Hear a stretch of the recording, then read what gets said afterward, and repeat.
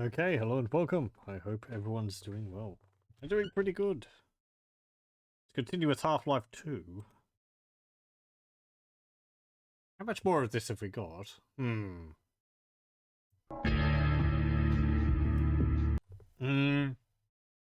I've just done the Nova Prospect level. And we teleported back to Kleiner's lab. Yes. So we're here. God! What? Hello, I just loaded in. Whoop.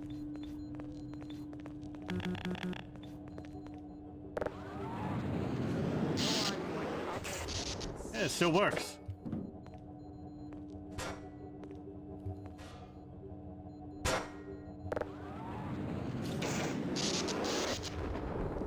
Go on, Gordon. No, I'm sciencing. There we go. Lamar? I have science. Dog, go with Gordon.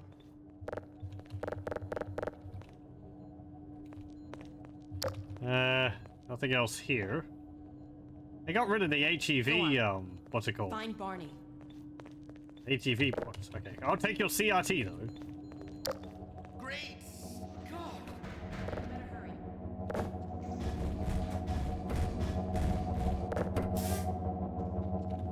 Oh, there's a crates. Yeah, they locked the door behind me. No more getting back in there. Lamar! They've actually removed the what's it called? The hidden door.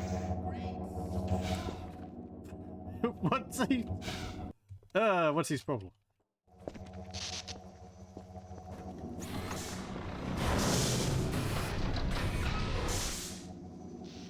After you?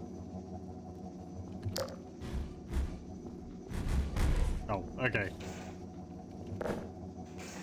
What is that on the back of it?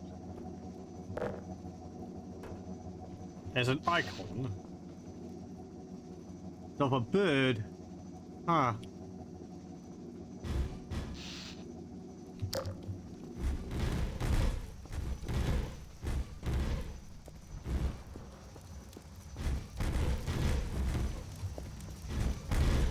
Oh, right. Man, the walls are right up against Kleiner's office, or Kleiner's lab. He didn't actually recognize that last time. Oh, right, there.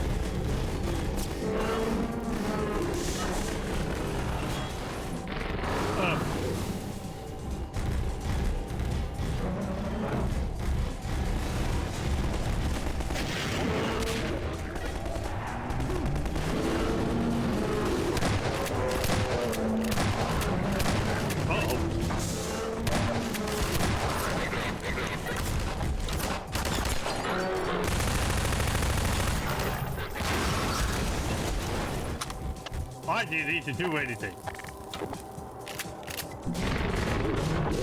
He had the situation under control.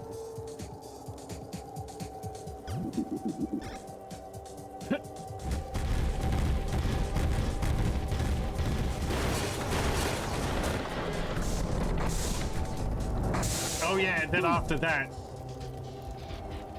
kind of it. Is there anything else around here? No? Okay. I like his expression of like strain and concentration.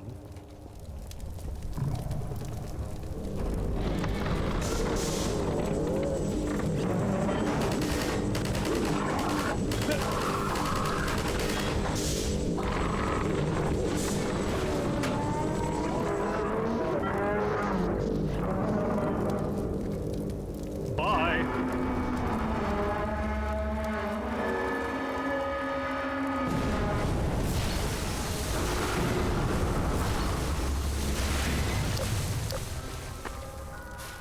Oh yeah, this thing.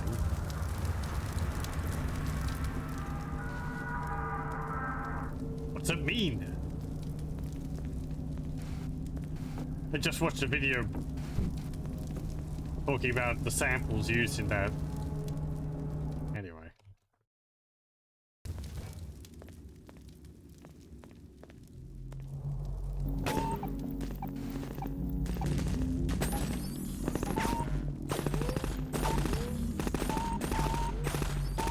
What do these ones do? Well, Gordon Freeman. And about time, too. I'd forgotten about those little ones. No, they destroyed the park. Those madmen. Oh. Yeah, I'd forgotten all about these ones. I don't even know. Like, combat scanners or something, I guess.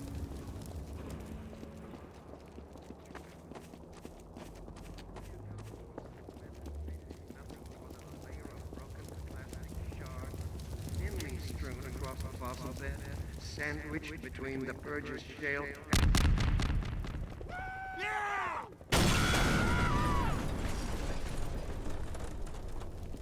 Gordon Freeman, you're here. Dr. Freeman? We're coming with you. With you here, Dr. Freeman, we can finally make some headway. I don't have a plan. Oh well. The things sort themselves out at However the we end. can, Doc. In the end, I'll just act like I know what I'm doing. Let us know where you want us, Dr. Freeman. B, send your squad to a location. Right. Where do I need to go here? Okay, Doc. You're in charge. Is it that door? It's not over there. It's not in there. We're with you, Dr. Freeman. Let us know if we can do anything extra to help. Anything you say, Doc. No. Excuse me.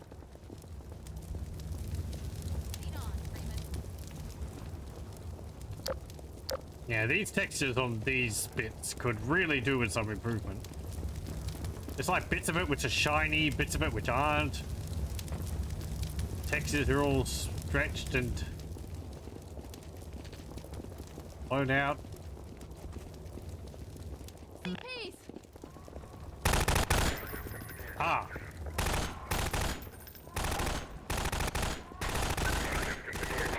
So you came through that door.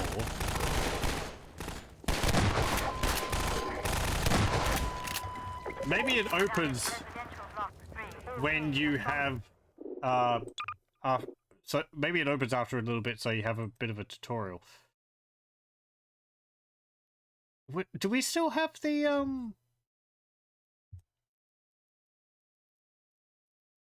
what's it called on? The developer commentary. I would have expected one there with Dog.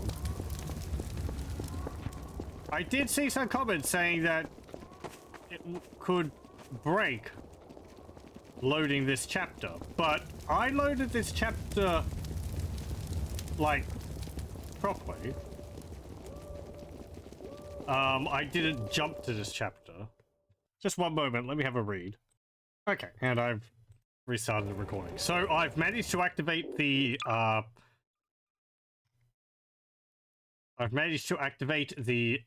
developer commentary, but because we might have missed some from the beginning, I am going to reload and we'll do that bit again.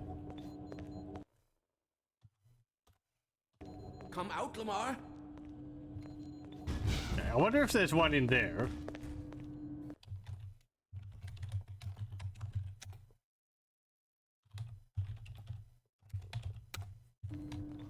Oh.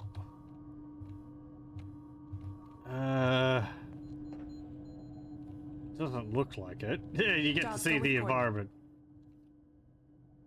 outside of the level. Lamar. Lamar. Yeah, it's neat. Interesting that the what's it called still there. Go on. Ooh. Find Barney. Okay, okay.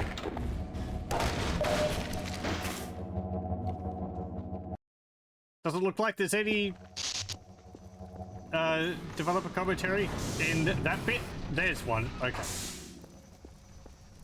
I was expecting a big bit talking about the whole scripted bit here with Dog.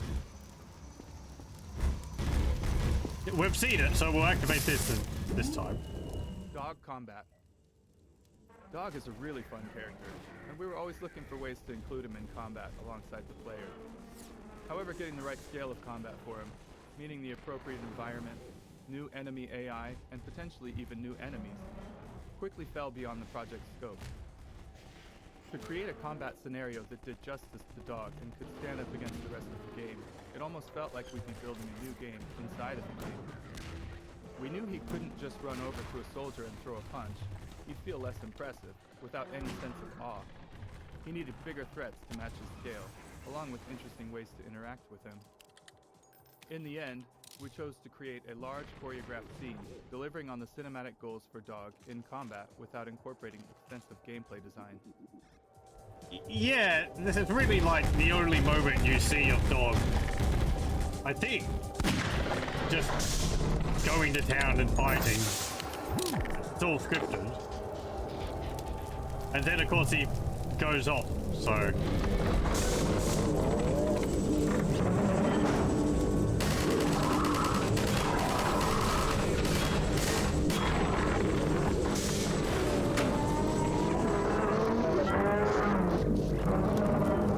I mean, it works well.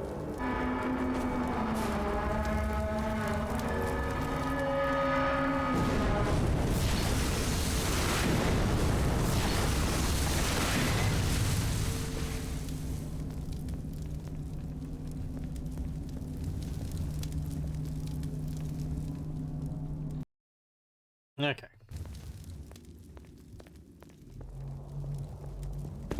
Good.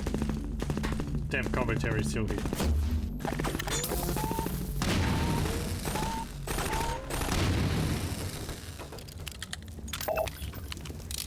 Well, Gordon Freeman. And about time, too. Citizen squads. Our early test of Combine versus Citizen street fights revealed an issue. Without boundaries, combat AI could drift significantly away from the player. Soldiers might retreat to reload and take cover, and Citizen AI would give chase. We needed a way to align the citizens' actions more closely with the player's goals, keeping them aware of where the player was heading and which enemies the player wanted to engage. This led to the creation of a Citizen Player Squad. The Citizen AI used the squad to move with the player, engaging the same enemies and providing a basic interface for the player commands. We initially had a more complex command system, but it quickly became unwieldy, so we scaled it back. Yeah, I really don't remember too much of the controls of commanding the citizens. It's pretty basic, but yeah. One moment. That just pops up in the menu. Okay. One moment. Okay, we're back. Pardon. It's been rather warm here for the last few days.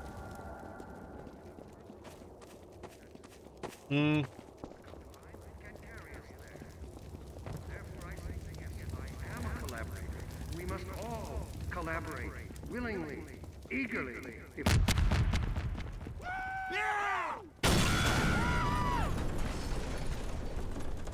Hey down there! Gordon Freeman. Supplies! He's here.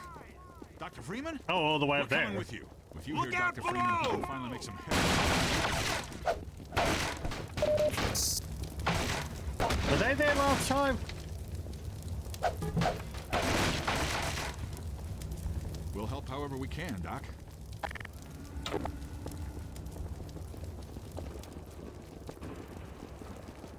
Let's see this. Once we'd established the Citizen Player Squad and started building scenarios around it, we found it created other interesting opportunities.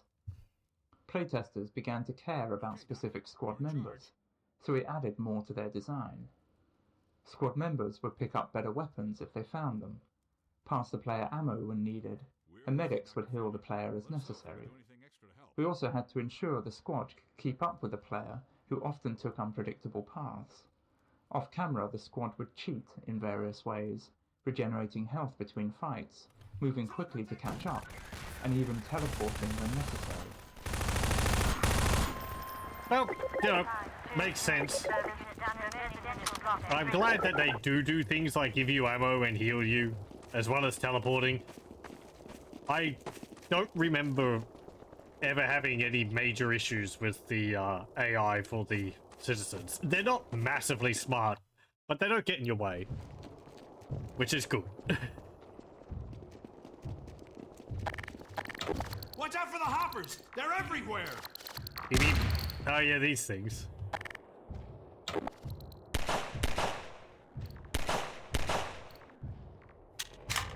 This corrugated metal panel was deliberately placed over the hole to encourage players to switch to the gravity gun and remove the obstruction.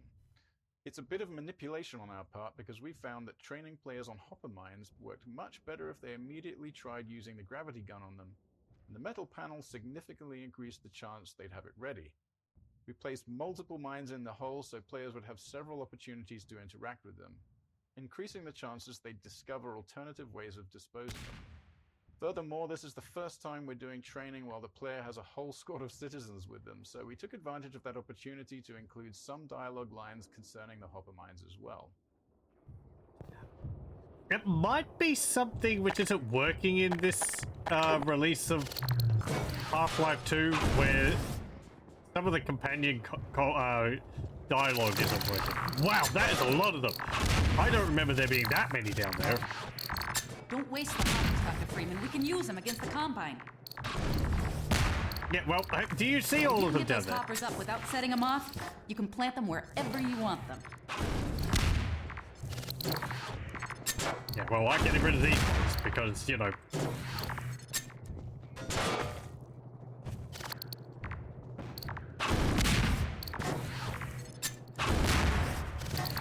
I do like these. I like how they wiggle their legs when you're carrying them. Yeah, whatever.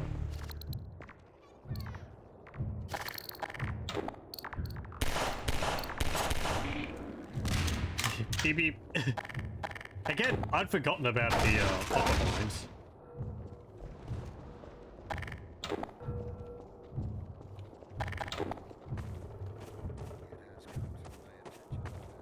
Oh, you not all coming with? Sure thing, Gordon.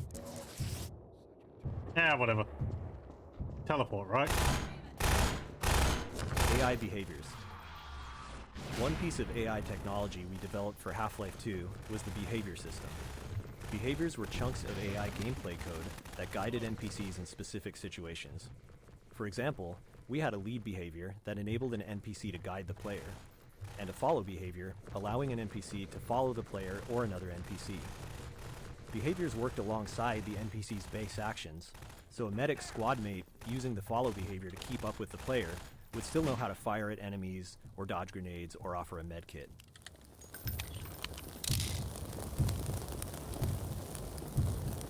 Oh yeah, they carry the hopper mines. They have like a little arm for that too. They're not just like ram attached to the bottom of it.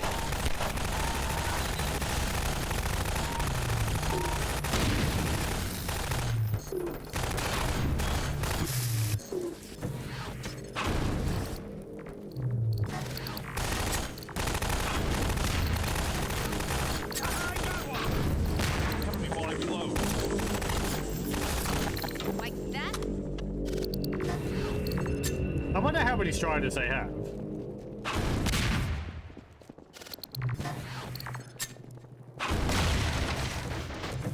Spin!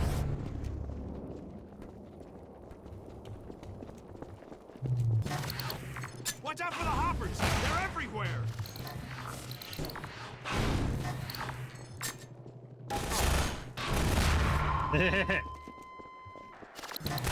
More training. Yes, we spawned this guy in the window specifically to hit the player. Specifically to shoot the player when they most likely had a hopper. Residential block 3.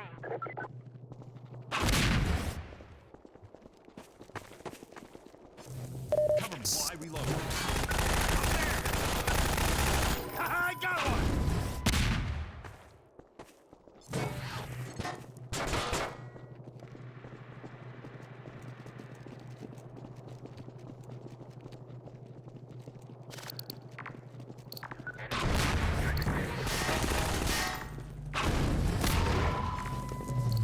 Uh-oh.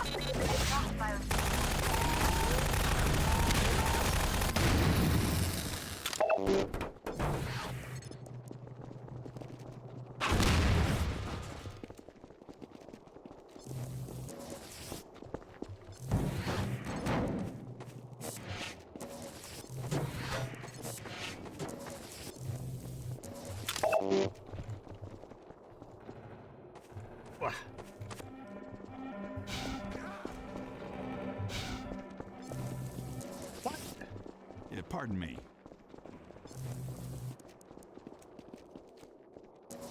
What the? What? I guess he tripped and died.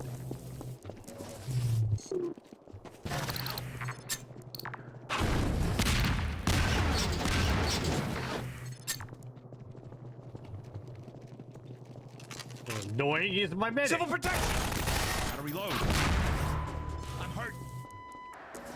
Unit down to residential block 3.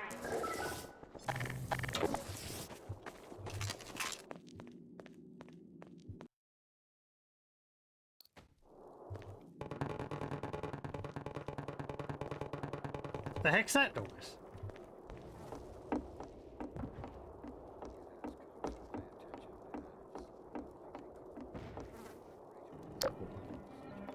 Yeah, I like that they'll let you go all the way up here. At least there's one room you can explore. In our current unparalleled enterprise, refusal to collaborate is simply a refusal to grow, an insistence on suicide. To breathe air, it did not. It crept forth boldly while its brethren remained in the blackest ocean abyss, with lidless eyes forever staring at the dark, ignorant and doomed despite their eternal vigilance. Would we model ourselves on the trilobite? Are all the accomplishments of humanity fated to be nothing more than a layer of broken plastic shards, thinly strewn across a fossil bed, sandwiched between the Burgess Shale and an eon's worth of mud? In order to be true to our nature and our destiny, we must aspire to greater things. We have outgrown our cradle. It is futile to cry for mother's milk when our true sustenance awaits us among the stars. And only the universal union that small minds call the Combine can carry us there. Therefore, I say yes, I am a collaborator. We must all collaborate, willingly, eagerly, if we expect to reap the benefits of unification. And reap we shall.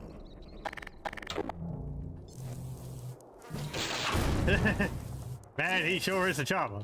Hey, watermelon.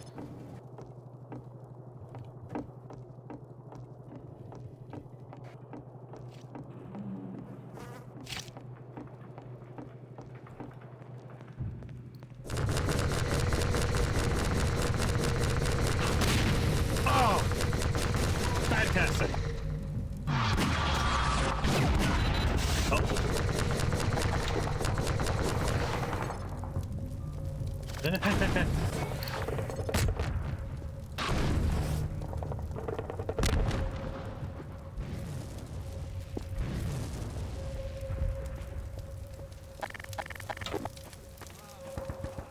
You lead the way. Dr. Freeman. We hoped for one more fighter to help storm that barricade. We never dreamed it would be you. Who? Wait for me, Dr. Freeman. I'll come with you.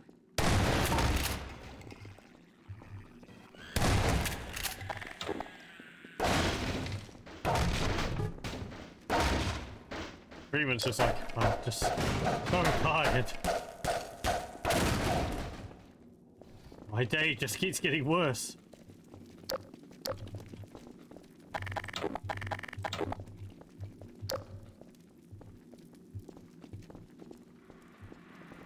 Because I guess Freeman hasn't slept since the beginning of Half-Life 1. I don't know what the stasis would have counted as.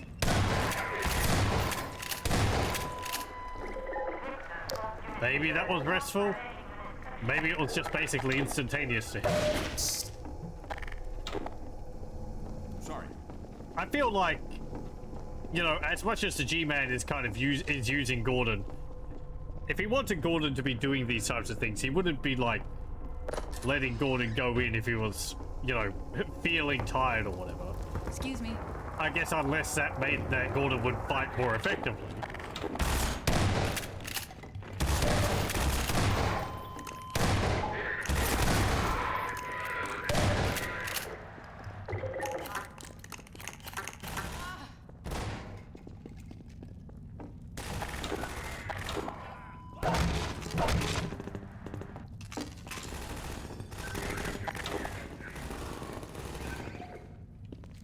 Alright, A.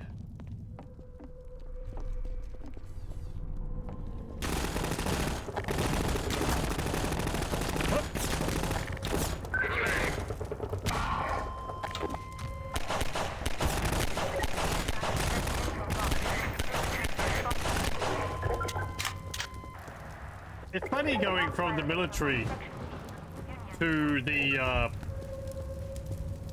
civil protection corps.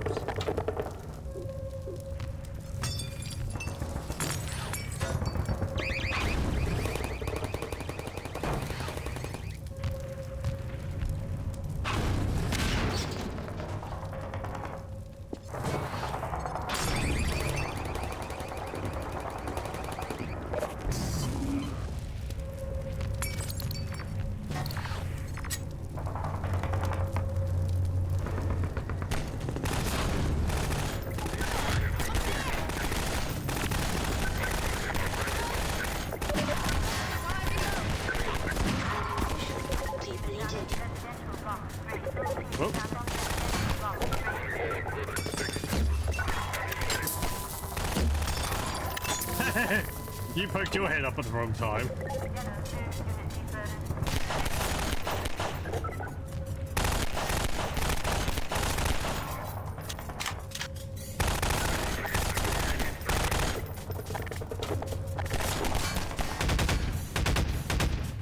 Assault behavior. The most complex behavior we built for Half-Life 2 was the assault behavior, which is used throughout this section of the game.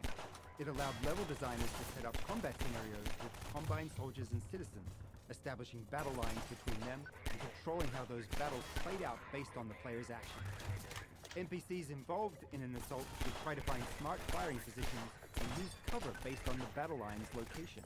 As the player advanced down the street, they might push the battle line forward, causing allied citizens to advance while enemy soldiers fell back. Alternatively, a player might need to knock over some Combine turrets or take out a soldier behind a barricade to move the battle line forward.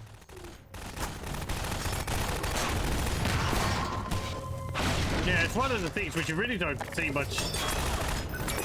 You don't really get like a good idea of it, mostly because it's happening behind you.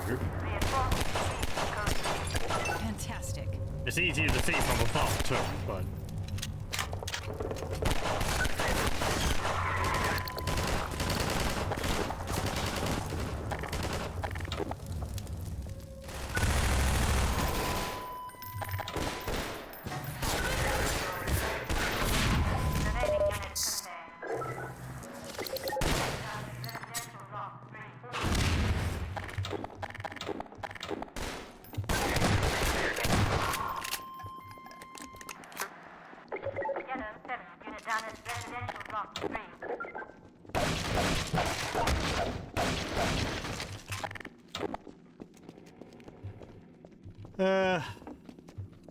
Okay.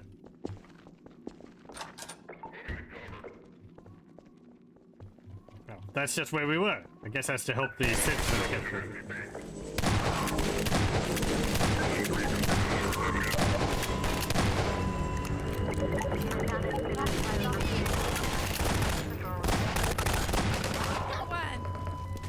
But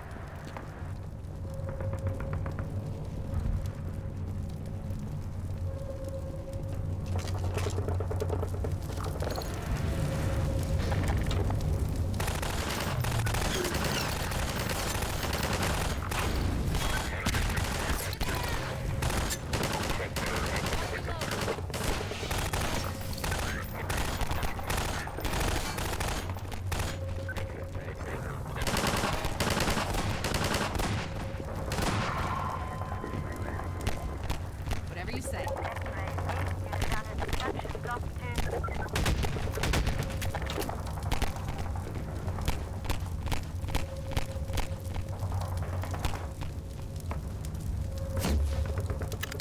Follow Freeman.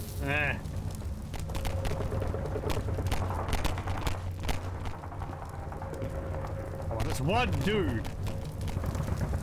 Sorry, Oh, right, you just have to pick them up and place them again, and then they're on your side.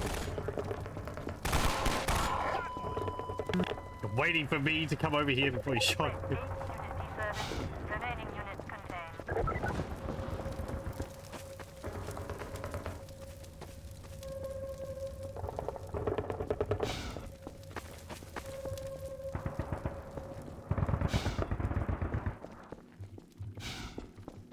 Ah.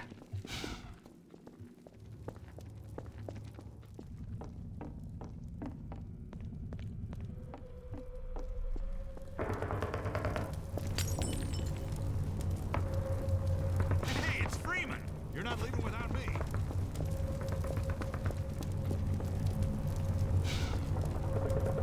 Sure thing, Gordon.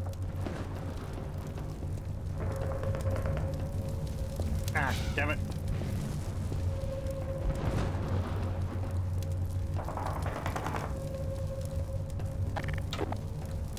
Let's keep moving. Hello, anyone home?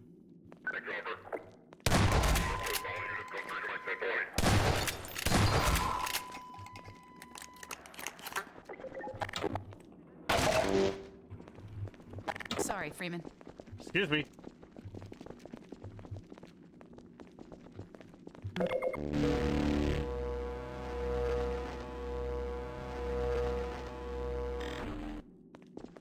Boop, boop, boop, boop, boop.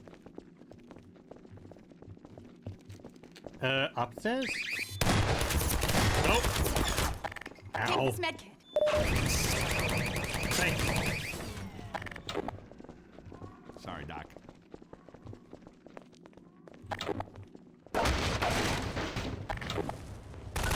Cover me while I reload.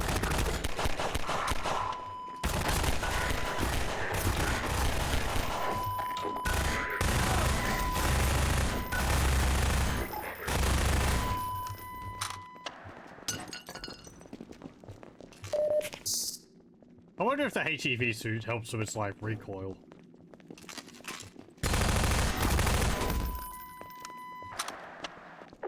Lost biosignal for protection team unit stick.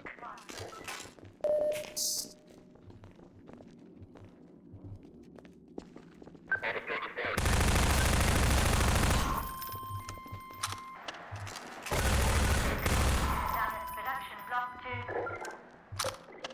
Damage production block 2.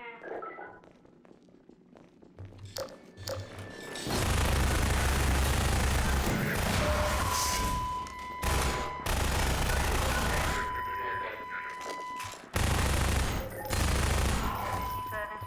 Remaining units. Take this medkit. Also like that the medics don't run out of medkits. Don't think they do, anyway. They just have a timer on it.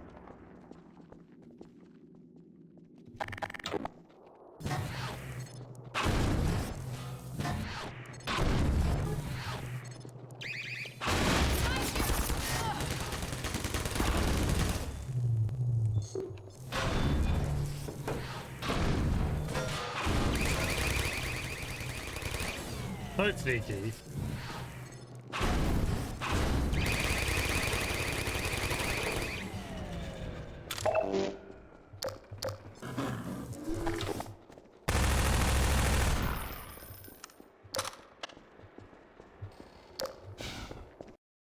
Oh, hang on.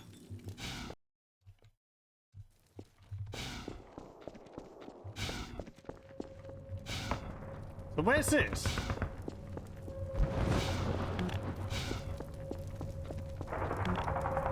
Ah, right.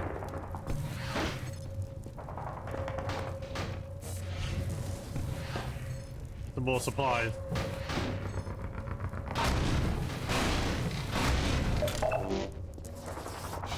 We're good.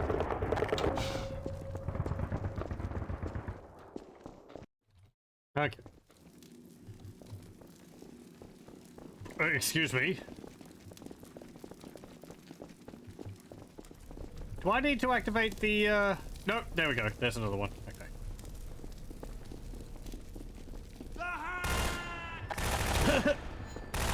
Hacks! Start throwing TV, computer monitors, why don't you?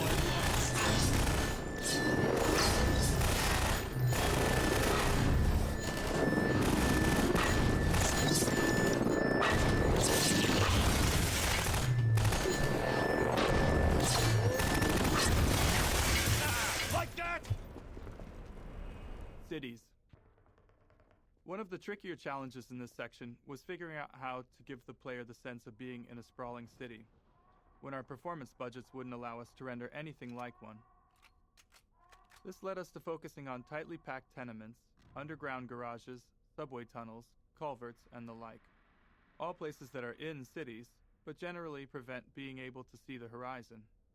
We then supplemented that style of level design with vista locations, where the whole space is dedicated to providing an expansive view to the player. In those, we could devote our entire performance budget to the view, and not have to save any of it for enemy AI or combat. Yeah, well, breaks up with the monotony. You also get to see the Cover fly below.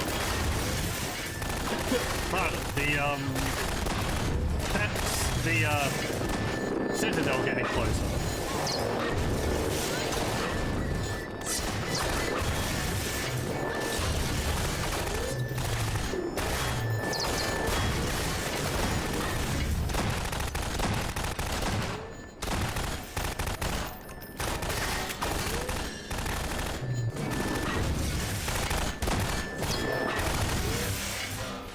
Take this med kit.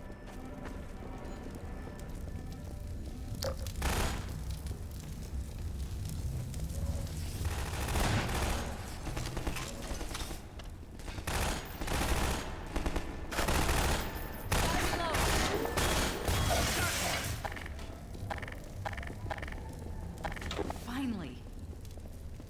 Nice.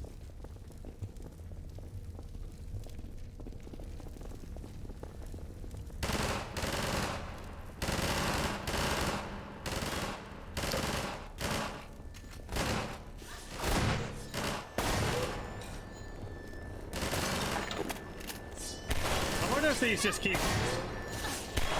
spawning.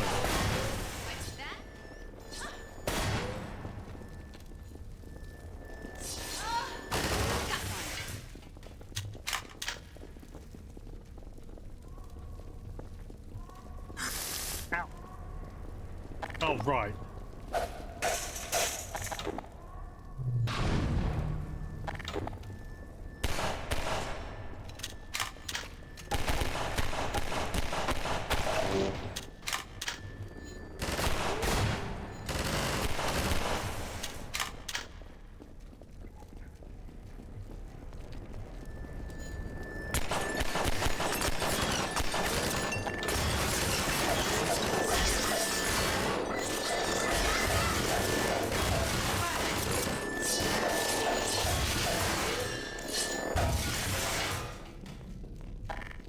Again, I'd forgotten about all this bit.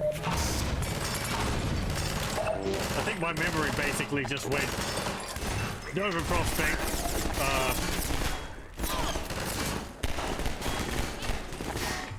Nova Prospect with the laundry room, and then straight to like meeting Barney in the city streets.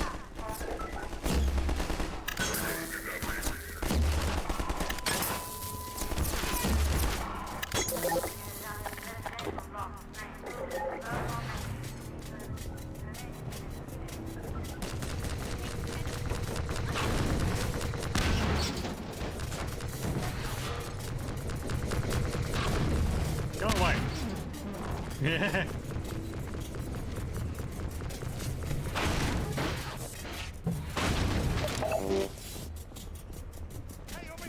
Sorry, Doc.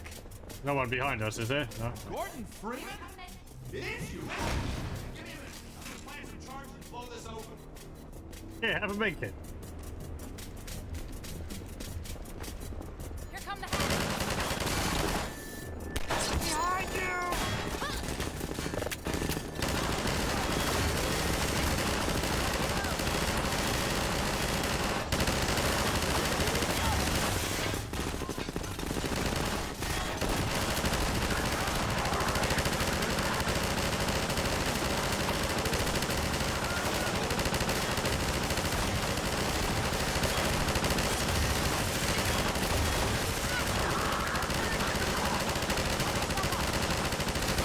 That's the military dudes.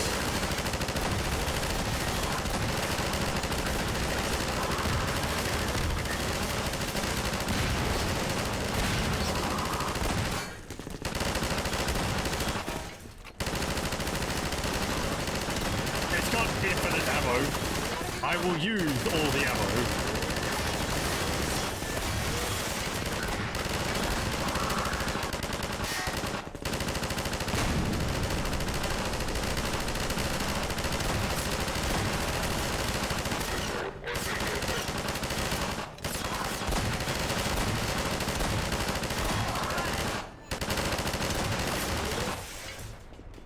It is funny that they made these without having like a cooldown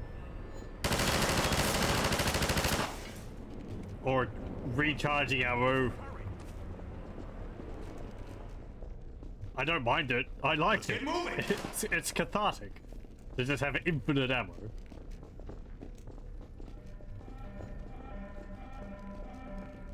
Looks nasty in there.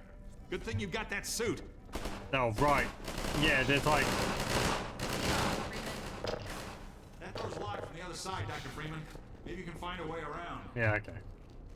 Looks nasty. Here, have a med kit.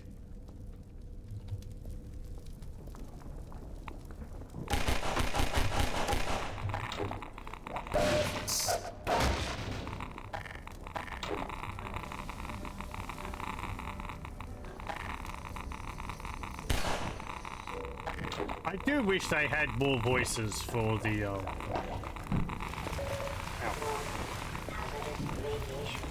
Ow. Ow. Help.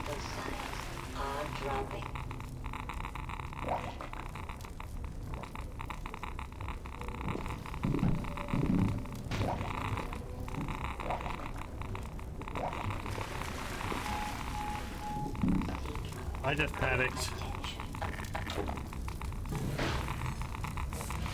Because these things, yeah, I remembered at the last moment that they sort of sink a bit when you stand on them.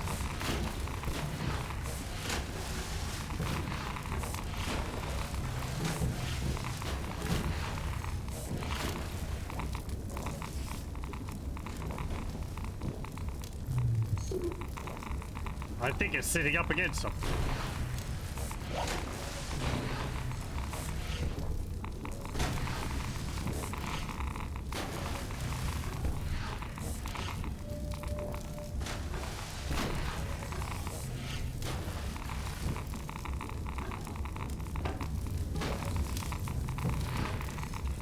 Or at least the car sank a little bit when I stepped on it, so it made me worry. The flashing screen really does not help. I don't remember it being so intense.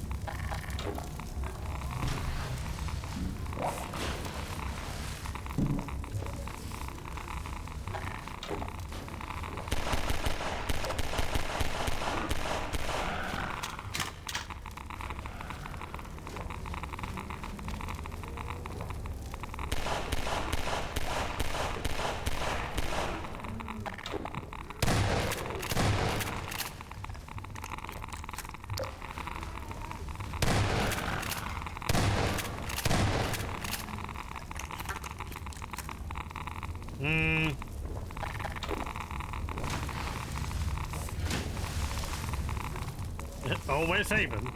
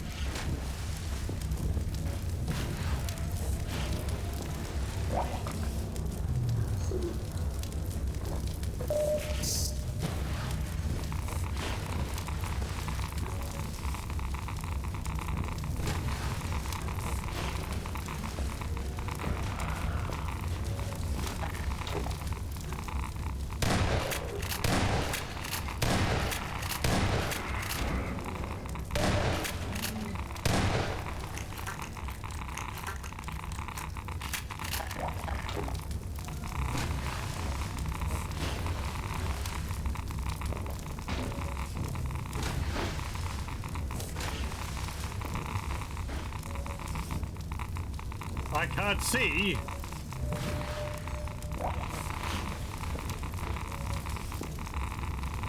Anything back here? No. Well.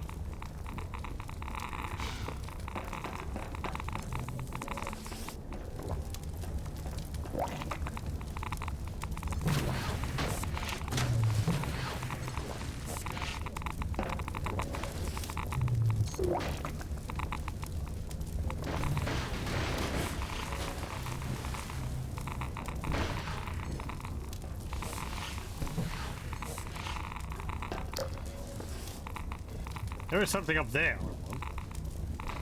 Whoa.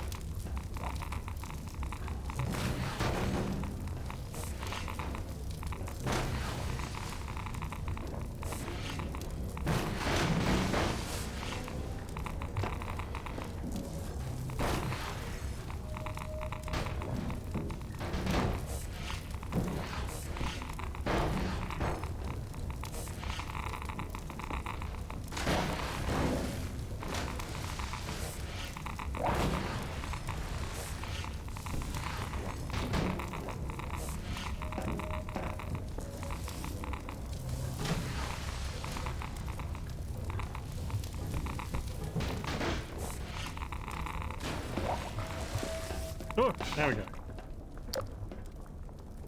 Ah, there wasn't anything up there at all. Ah.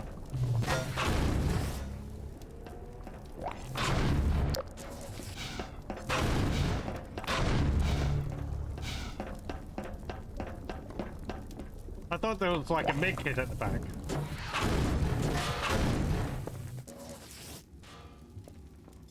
Hold on, I want to check the other vents.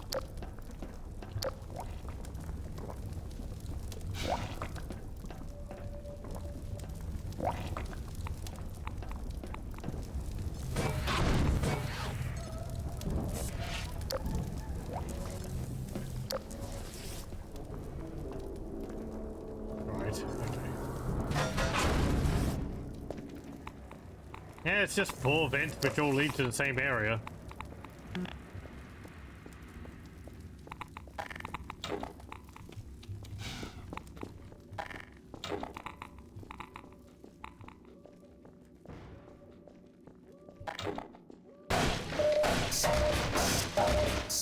Thank you. Hey, it's me. Open the door. I see you made it through okay. Figured you would. Well... You were there, man. I don't know what it was like.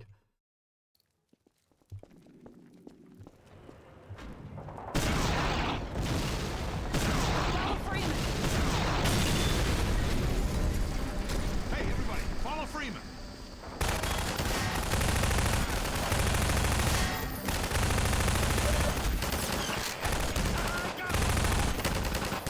Gotta reload.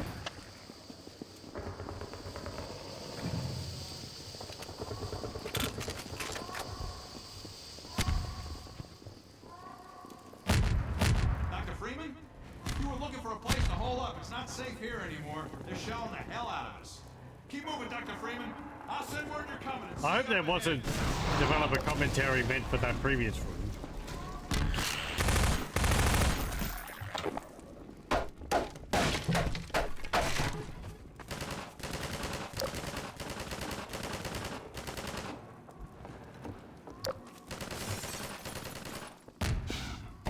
Ah, here we go.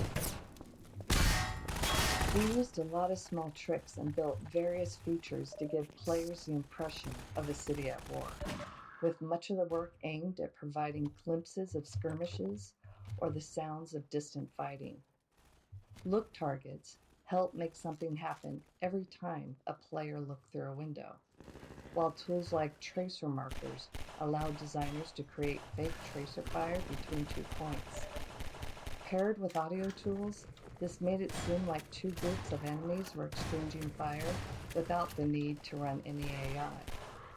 We also developed small storylines for groups of citizens the player would glimpse multiple times while progressing through a level. All these moments were fine-tuned through playtests to ensure as many players as possible would experience them. What are we going to do? We'll think of something. They can assume it's the all going to same people end. from the beginning. Please. It's all right. I like that they have that part again.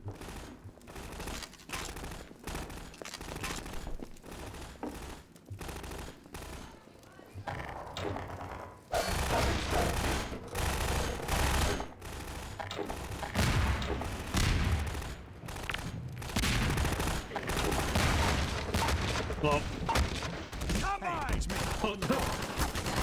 Password. Come on in.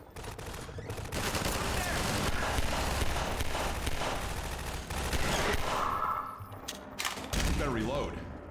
there's it. Drop it out of the sky.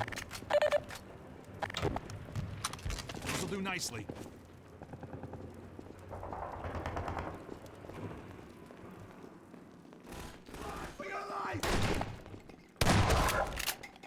Yeah. No. Oh. I'm hurt.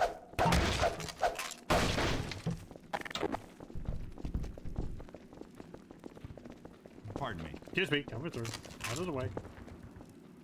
Out of the way, please.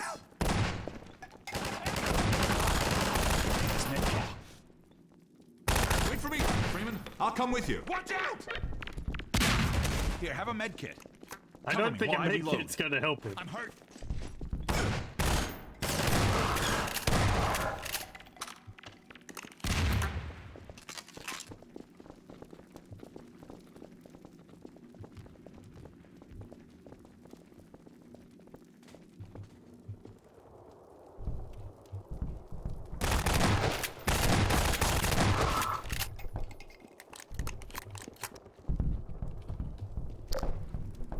Take this med kit.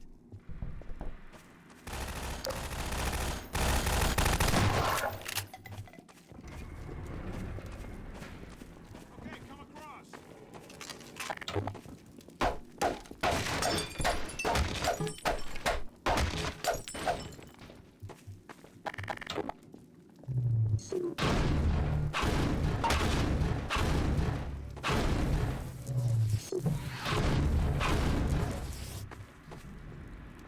There, that's better. Excuse me.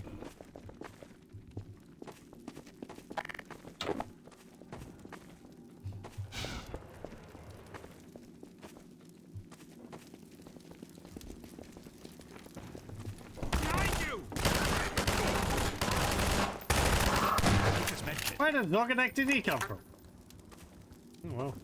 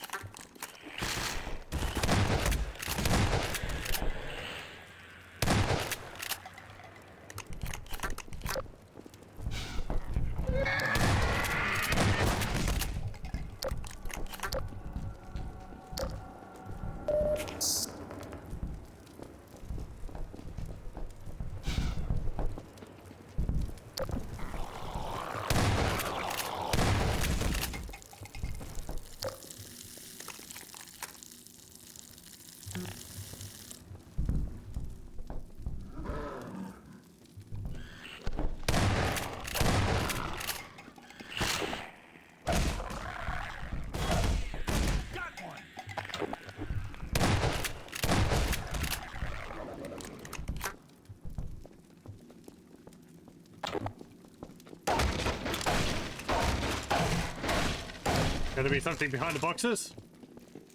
No? Okay. Crap. What the heck happened to him? Cover me while There's something funky going on with the game.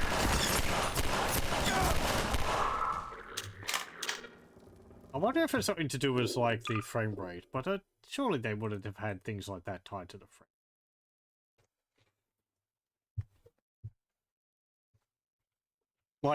Like they're getting hit by an object and it's dealing a lot of damage because what's it called? Because the cycles are high. But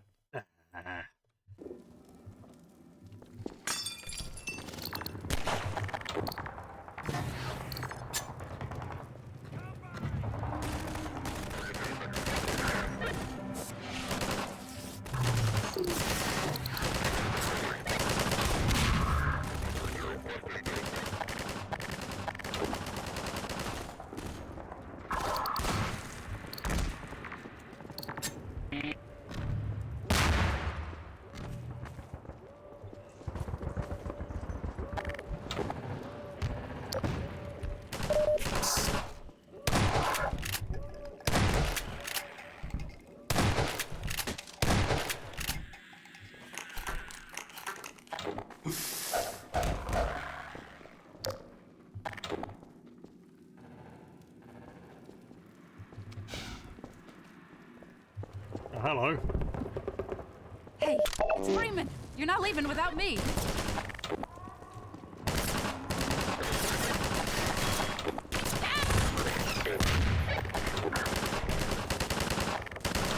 Cover me while I reload.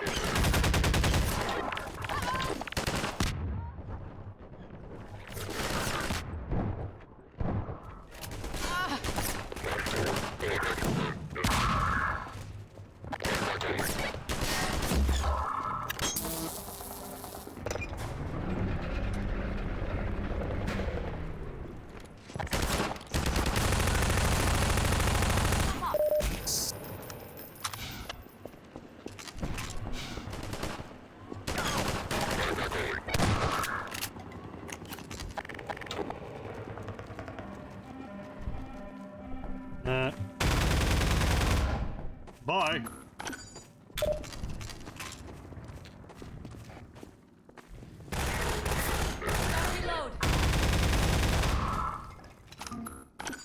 Don't forget to reload, Dr. Freeman.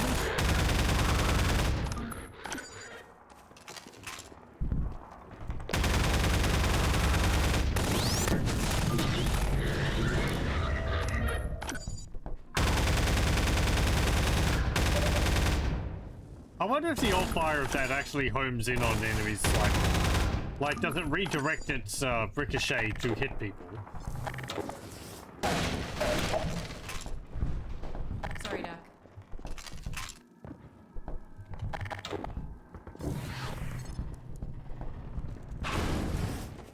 Or does it just have a large hitbox?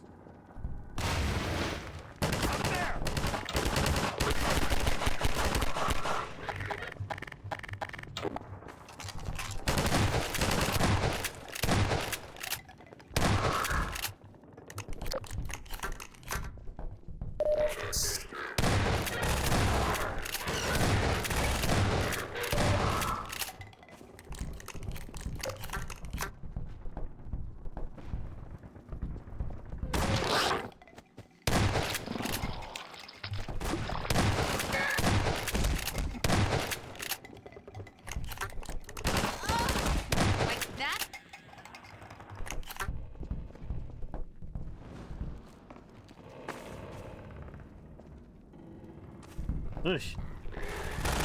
These areas are very convoluted.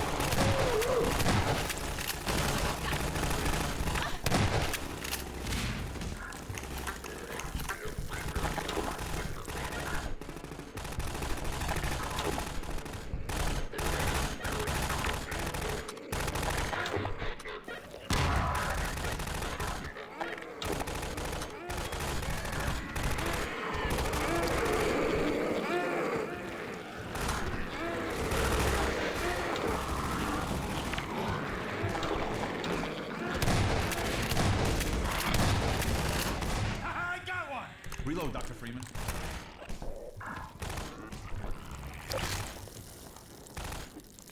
I wish I had my... what's it called?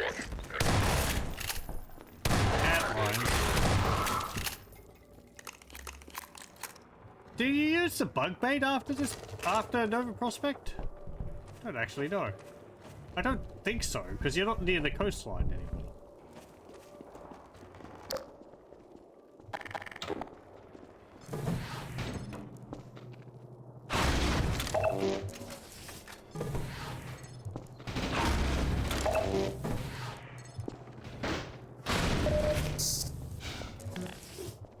Sorry.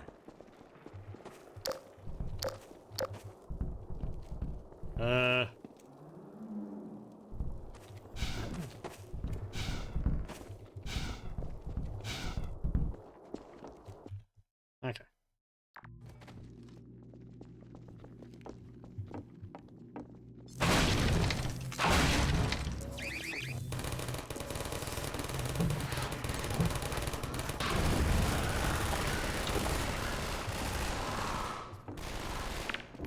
Excuse me.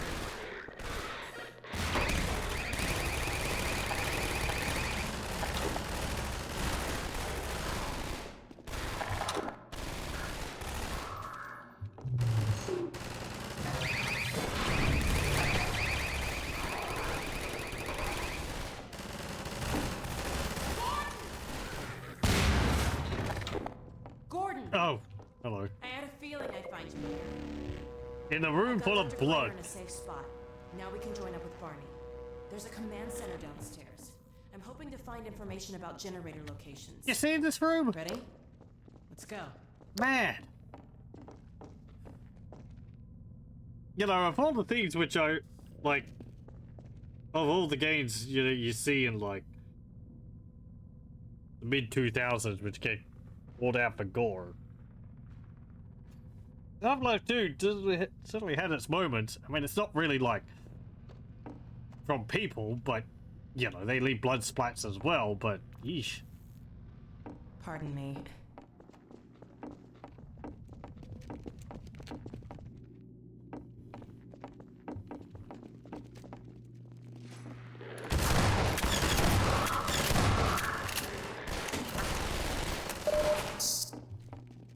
Why are all the windows? Oh, the windows full.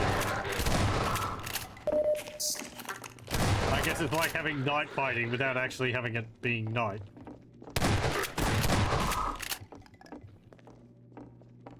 So many bathtubs. Why so many bathtubs?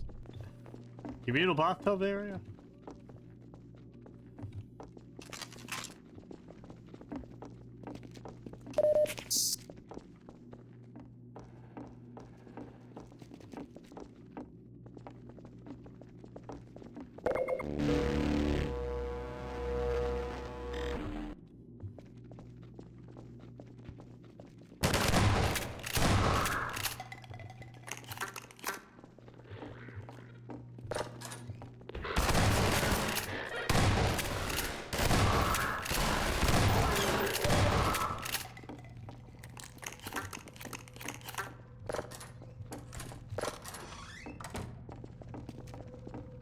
Well, we're in luck.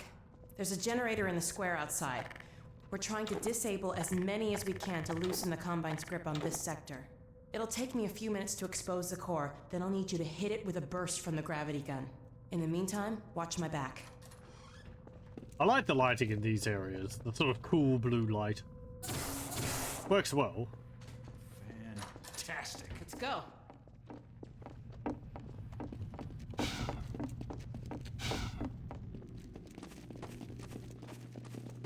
Sorry, Gordon. Civil protection! Boss, hurry. Ah, right. Yeah, I remember this bit.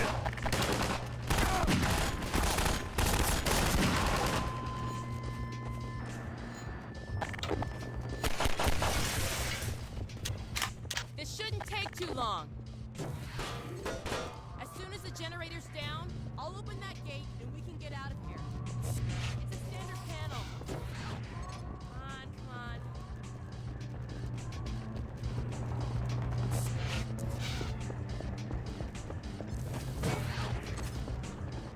Isn't there some turrets around here? Let me get out of your way.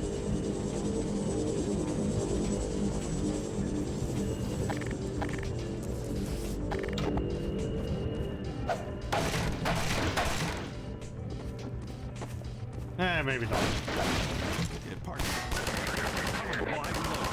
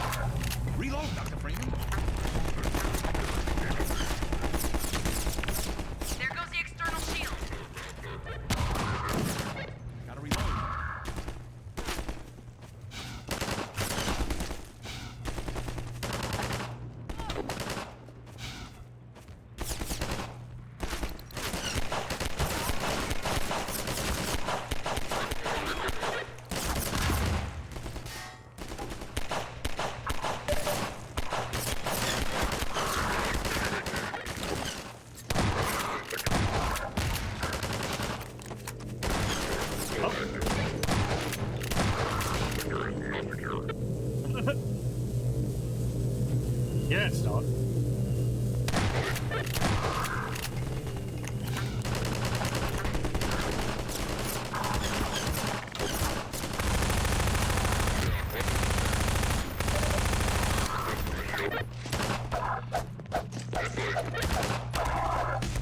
Inner shields are coming down.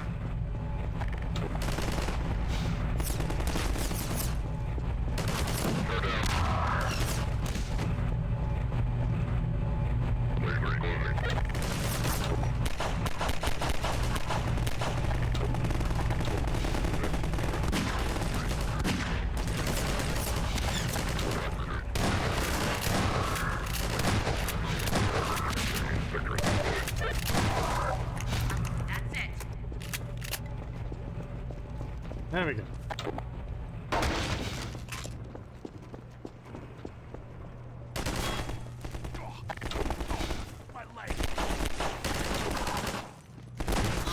Hello, welcome. Okay, the core is going. Use the gravity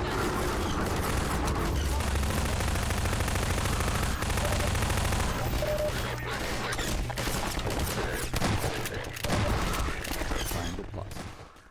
This plaza battle was a complex setup using the assault behavior with two converging battle lines, one for each force group. As the soldiers enter from behind the fields, their battle lines prevent them from individually rushing into the plaza. As the fight escalates and the soldiers build up, the battle lines start to move towards the center of the plaza, which will cause the soldiers to overwhelm the player if they're not repelled. Wait for me here.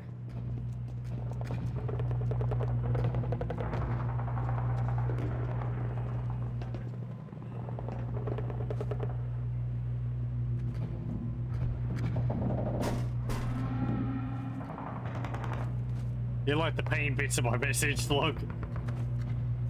Yeah, the closed captions.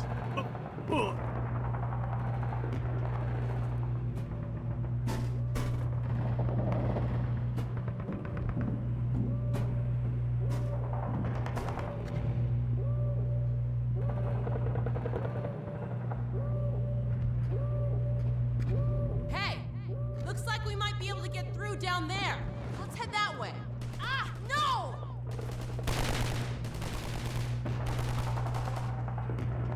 Gordon, run! Get out of here!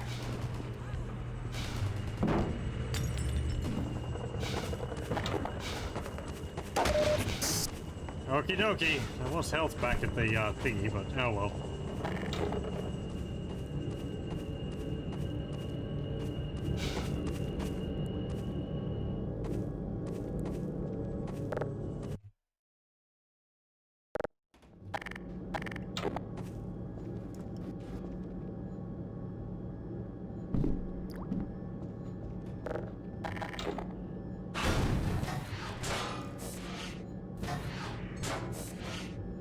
I do like that.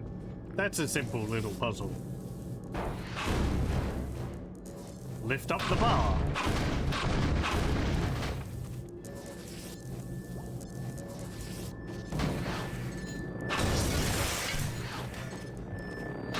Getting tired of you.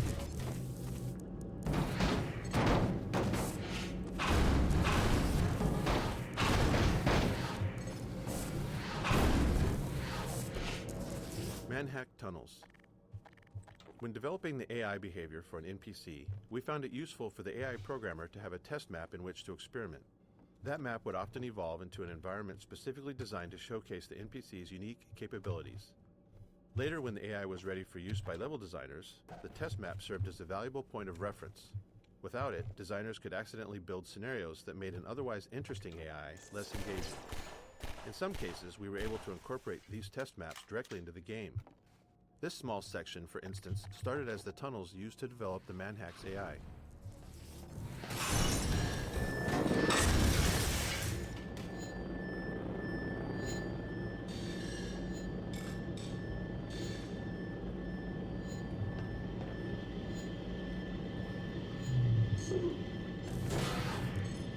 There's one out there somewhere.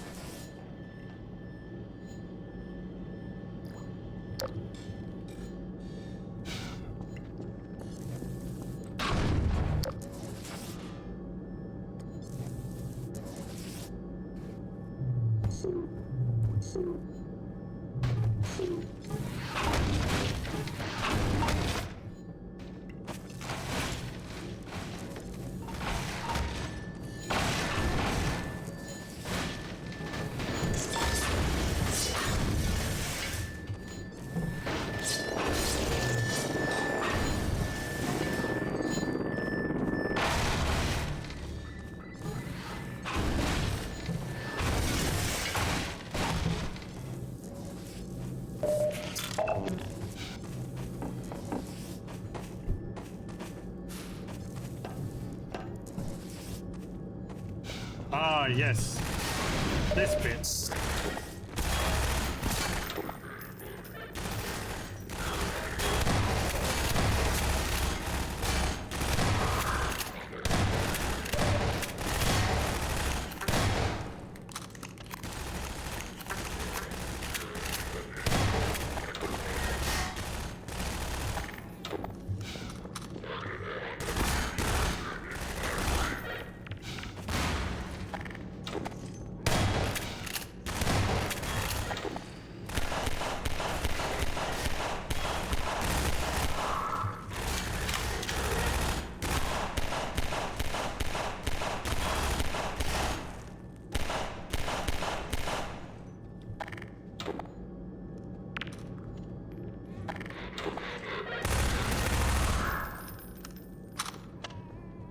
Can I get up there?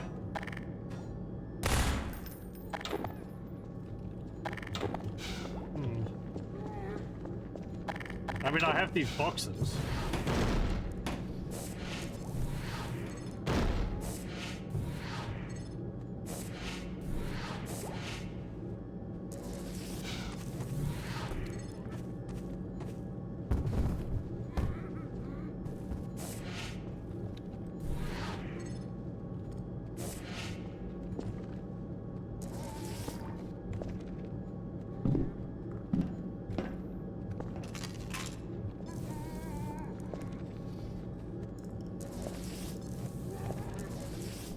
No, you don't.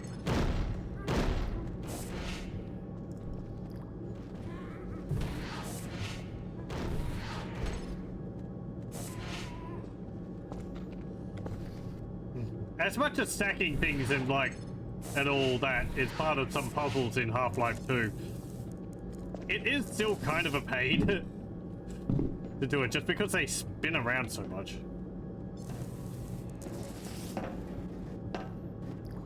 Go. Or rather, because you can't, turn an object when it's in the gravity gun. How'd they get up here? Who knows? There's a lot of detail up here.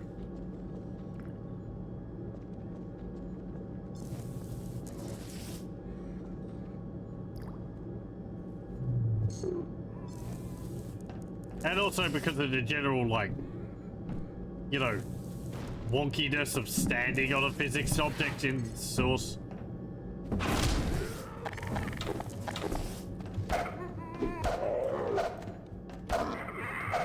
Ow.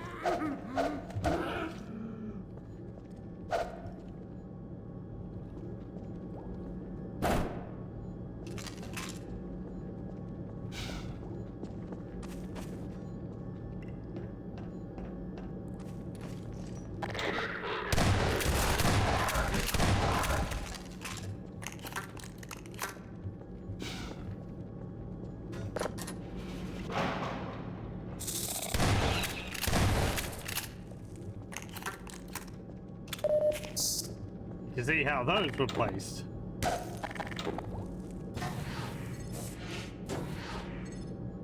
Again, simple, but I like it.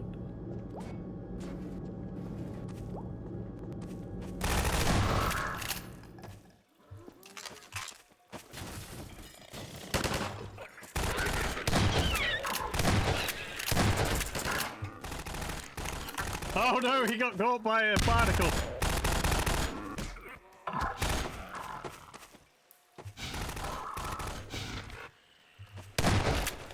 It's funny how the barnacles instantly kill enemies when they get grabbed by them.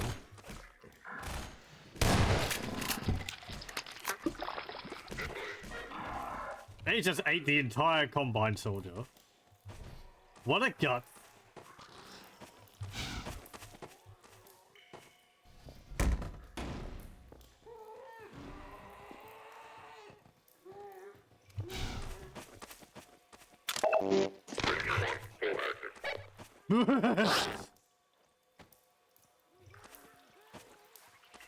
Excuse me, where'd he go?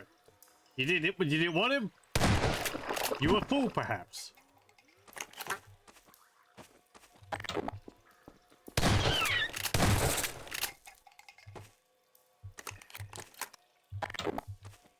Is that holding something up? Yes.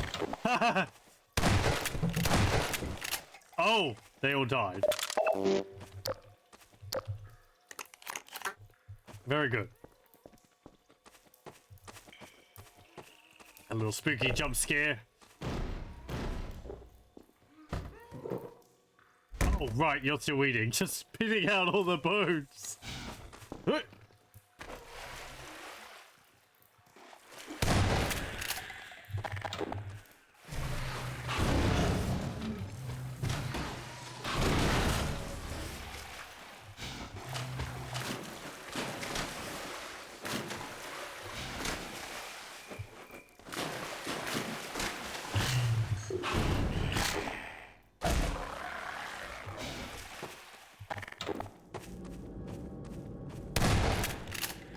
It's a nice thing in Half-Life 1 and 2 with the,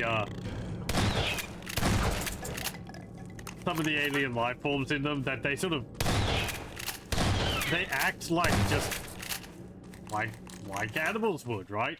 If they're hungry, they eat something, and then they're sort of satisfied for a while.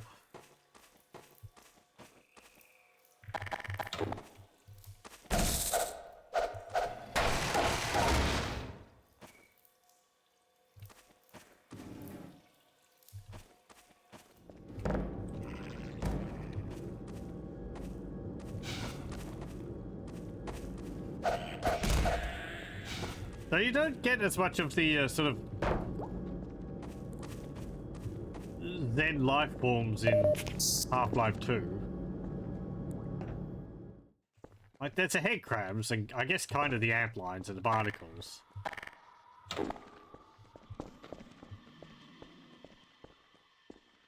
But,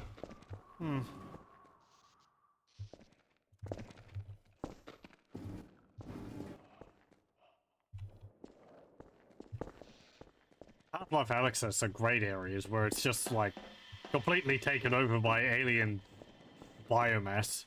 Looks so weird. All these little glowy plants and such. Ow! Ow. Dirt bag. Oh, it's this area.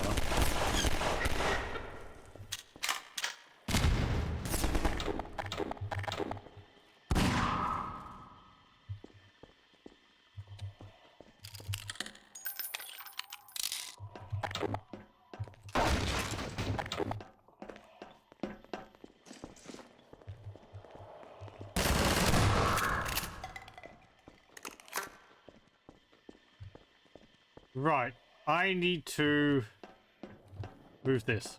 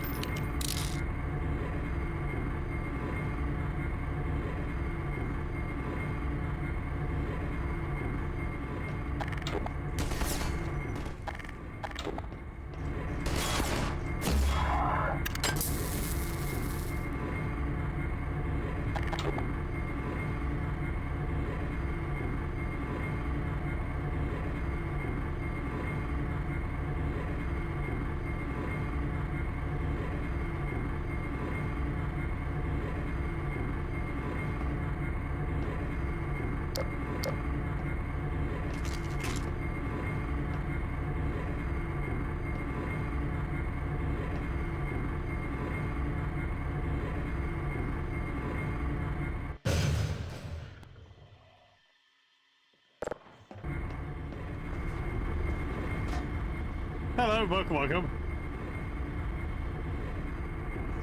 Problem with Half-Life 2 is that the sound of the game's so boring. Well, I don't mind it.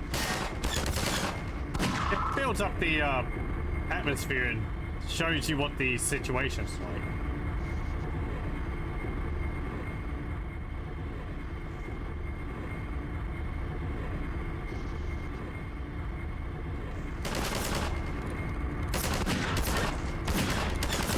Could I shoot you, please?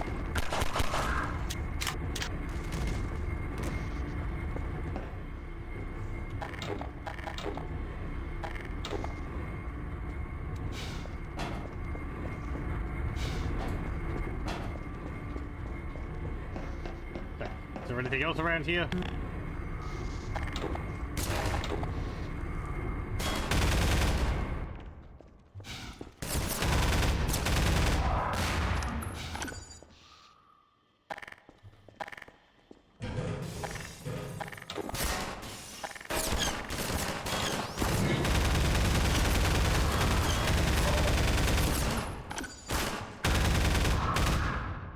We've got the elite guards. How do I get that? Oh, I go around over there. Okay. Right.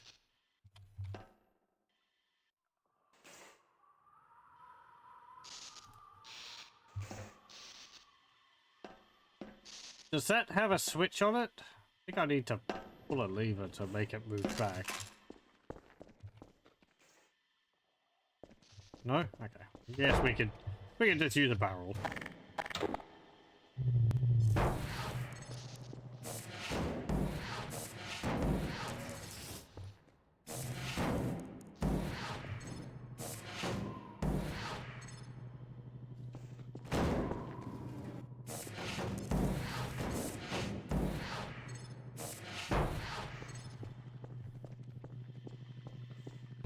This is going to be the wrong way to go about doing it, but oh well.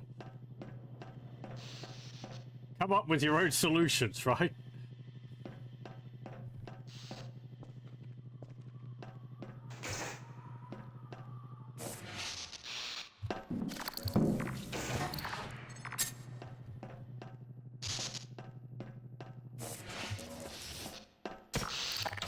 I think you could shoot that. No? Okay, never mind.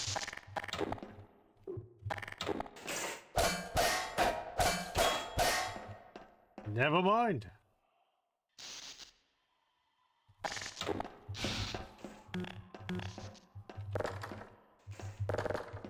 Okay.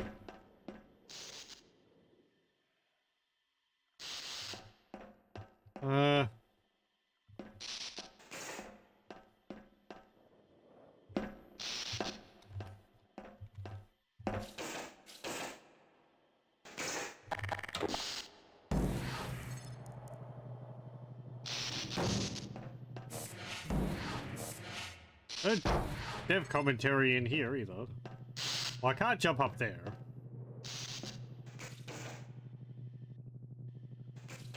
If I go over there, I think there's another ladder. Okay. Ow.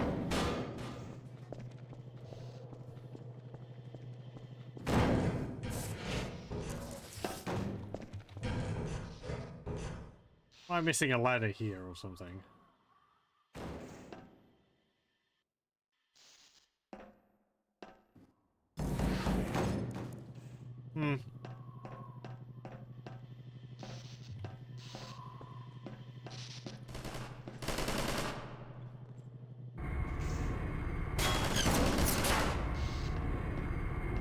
You jerk.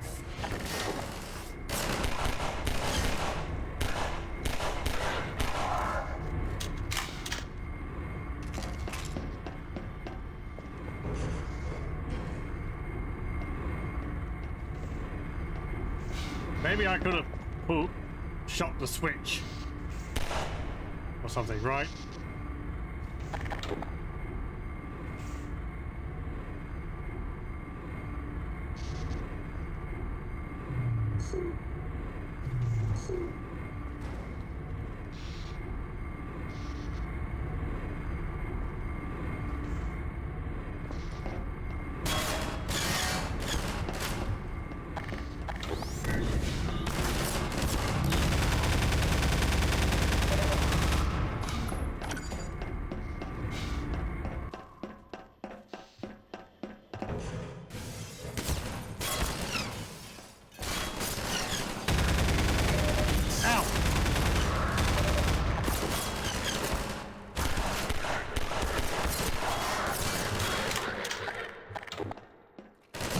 just you wait until the end of the game. I'll have something to show you what for.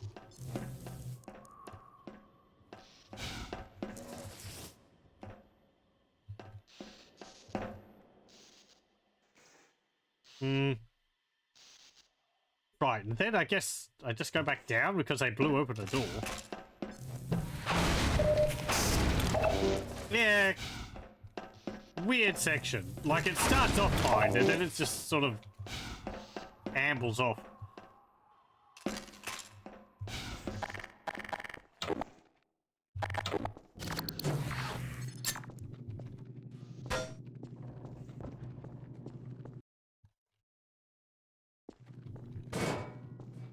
Dr. Freeman!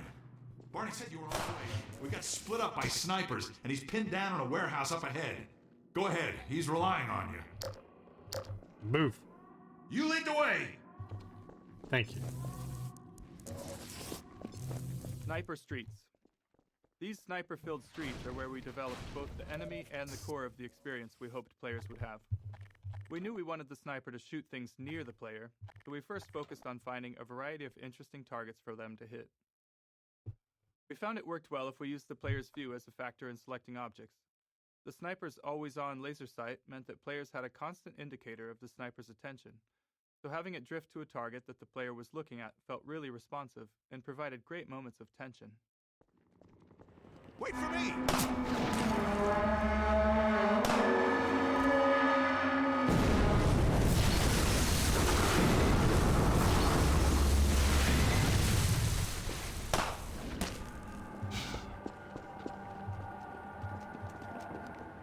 Let's go!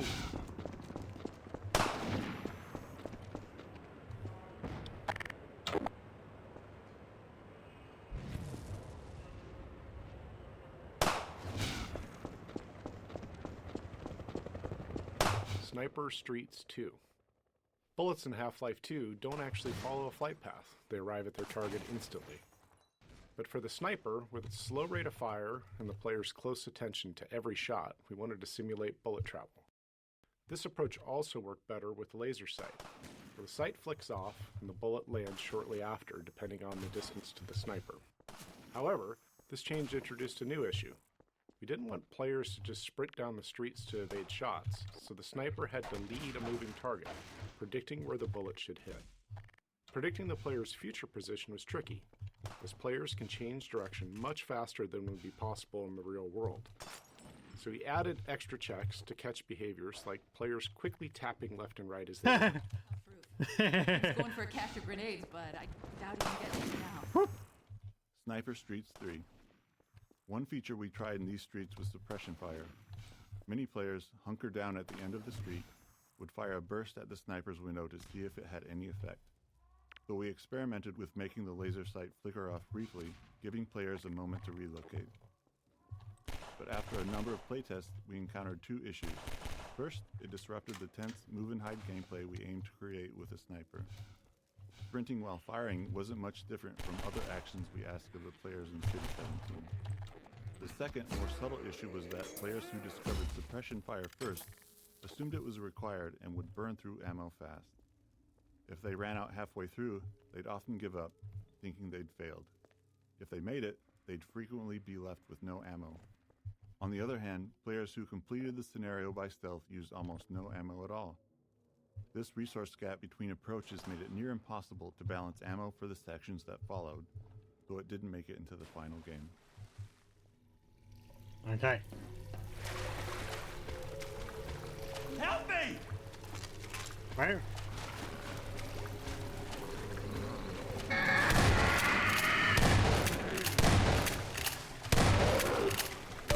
You're making me think you're a bot.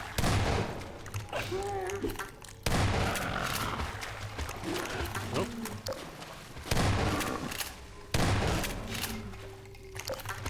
Help! Help me! We thought we'd be safer down here. Well, we know the place was infested. The rest of them headed upstairs. They took the chance with the snipers. I guess they're still up there.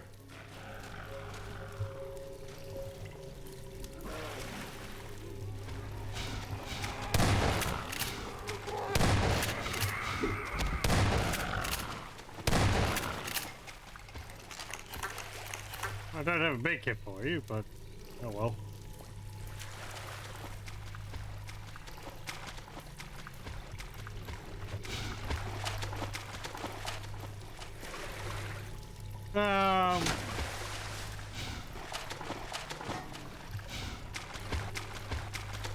You should be fine.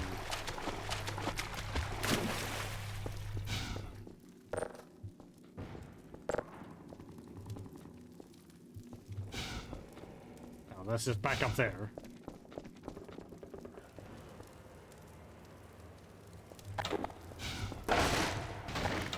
Ah! Yeah, thanks. Get rid of them for me.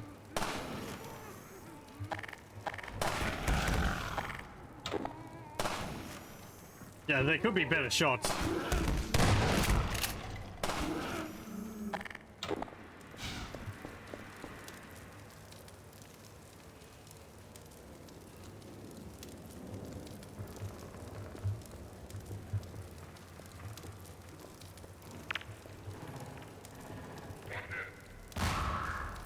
But oh, bodies on the roof here. Yeah. Gordon, I can't move. These snipers got me pinned down. Gordon, lob a couple grenades. That'll clear them out. Okay, I'll just toss some. You didn't say where.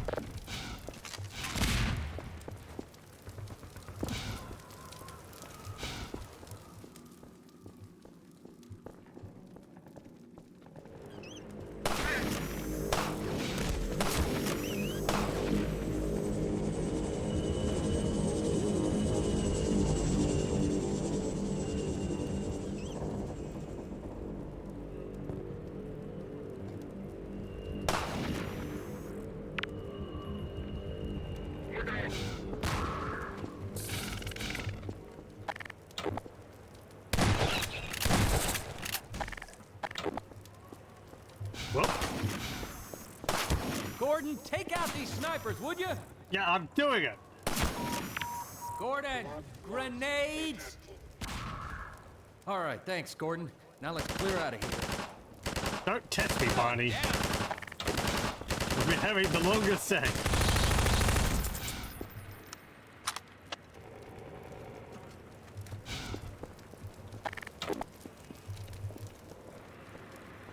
You're quite the returning hero these days, Gordon. That is a mad echo on your voice. Gordon.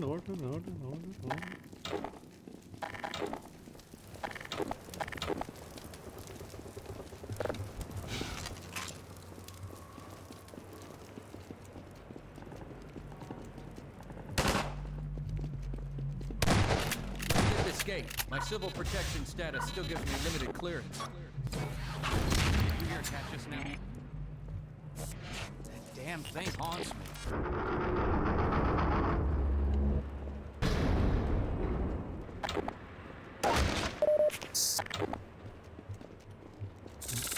Barney, in the case of the haunted Watch the cat. head humpers, Gordon.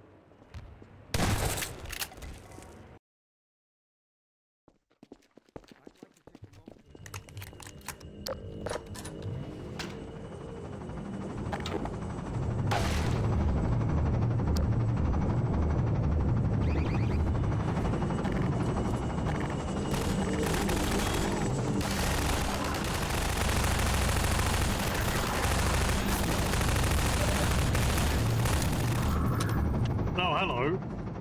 Everyone showed up.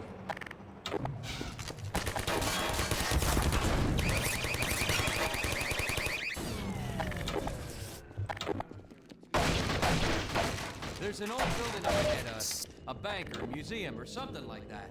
Whatever the hell it used to be, now it's a nexus for Overwatch in City 17. It's the main source of pain for this part of town.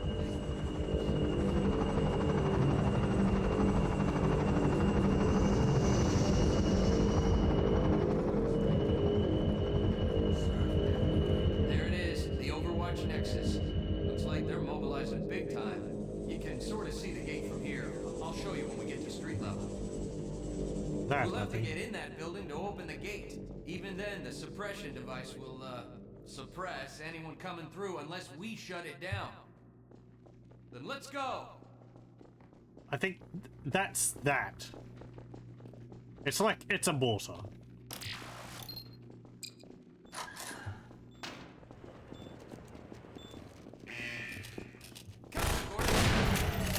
So much for stealth. We've been spotted! Camera you see in ages is right there. Oh well.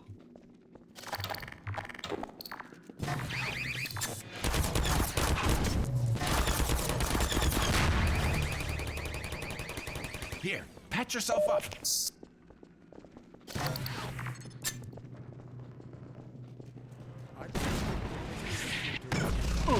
that gate I was telling you about. We'll have to come back here after we get it open. If we get it open. I have a question for you. First, it staggers the mind.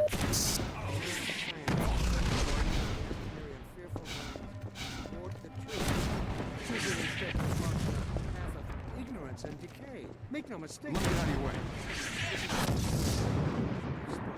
This is death. I heard that thing from down here, Gordon. We'll have to shut it down from inside. I cannot guarantee that our benefactors would accept it. Get out of the way! I fear they have begun to look upon even me with suspicion.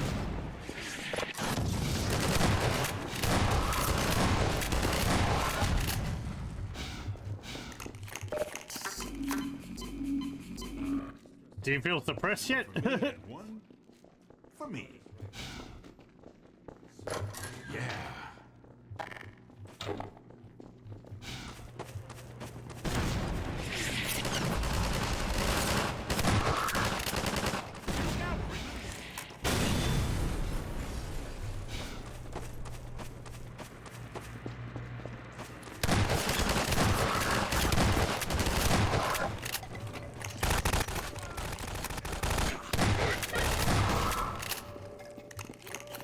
Take this med kit.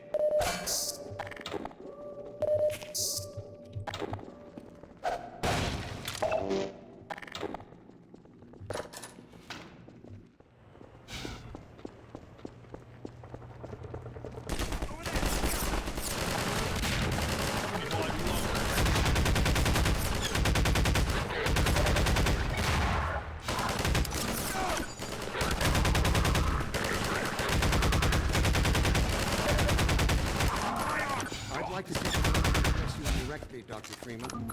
Yes, I'm talking to you, the Who? so-called one free man. I have a question for you. How could you have thrown it all away? It staggers the mind. A man of science with the ability to sway reactionary and fearful minds toward the truth, choosing instead to embark on a path of ignorance. Make no mistake,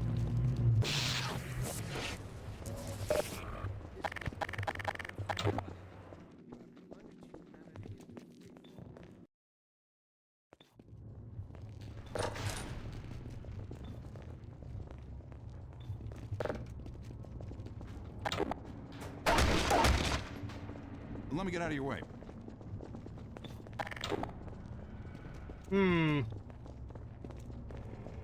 I can't do much against those. Uh-oh, turrets. Hey, you've got the HEV suit. You deal with them. Then I'll work the security console. Oh, there. Right, yes, I remember these.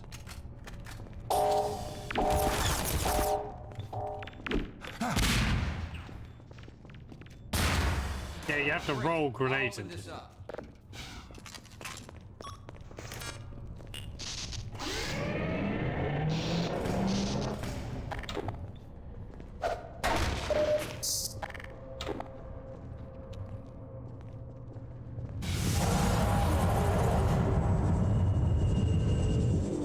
Uh-oh, drop ships. Uh-oh. They'll be coming from the roof. If we want to get through those shields, we'll have to take out the generators one at a time.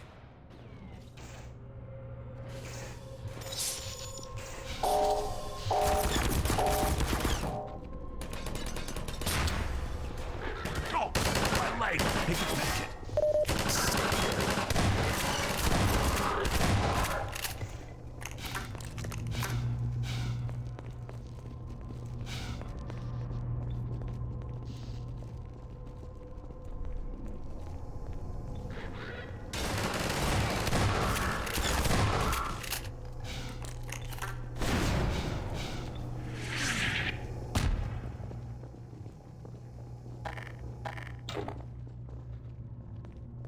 I don't remember if there's another way to deal with them. I mean, there's most likely a better way, but yeah, whatever. I'm gonna stay and hold down this spot. Here, patch yourself up. Let's get moving.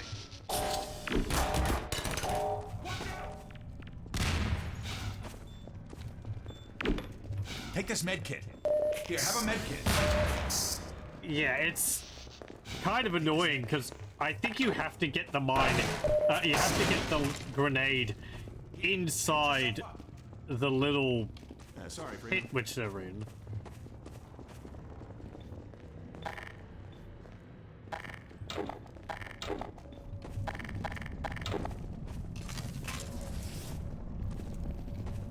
We've got 3 generators to disable. Might as well start with this one. Hey, you got Eli's gravity gun. Try giving those generators a jolt and see if you can shake them up a bit. Okay.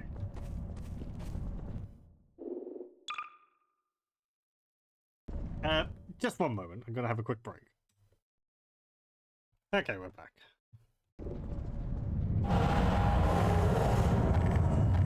Man, Overwatch owns the roof, and that's where we're headed. Right, yeah, we've got to, rid of this thing. That's a good way to get rid of it. Don't remember whether you can actually 2 more generators to go. grab that. I think you can.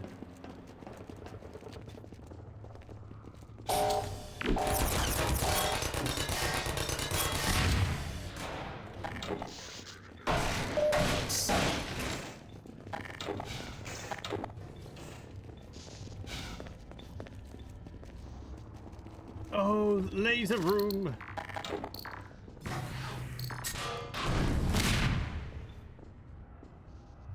Wow. With that much security, there must be something good in there. Go for it, Doc. I'll wait here till you shut it down. Be careful.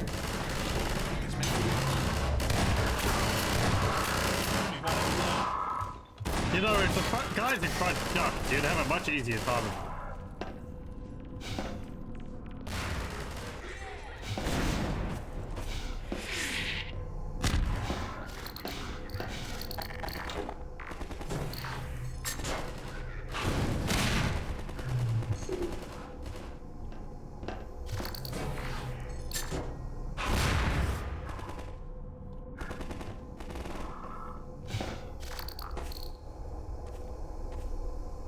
That went well.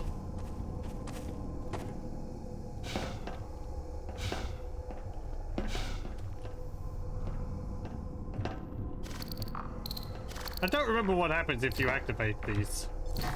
Activate the lasers. Oh, roof turrets. Okay.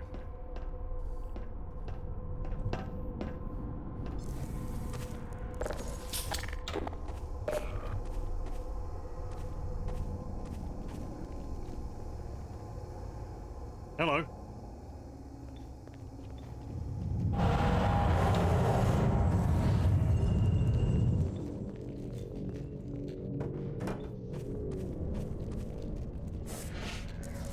Oops. Oops.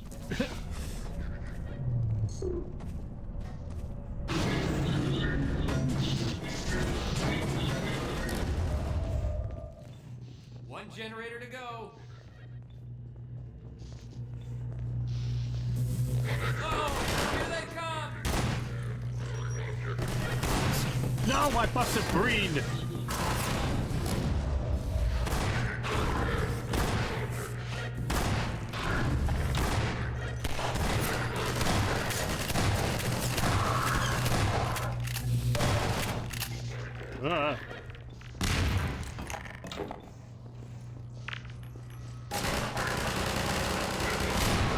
Like that!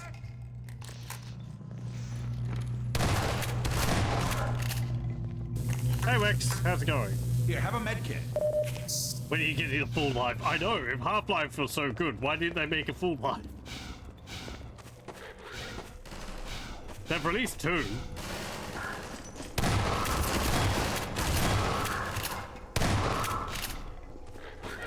Take this med kit.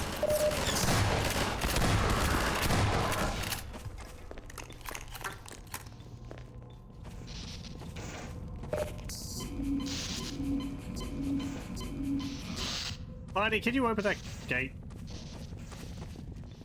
No? Okay. Back we go.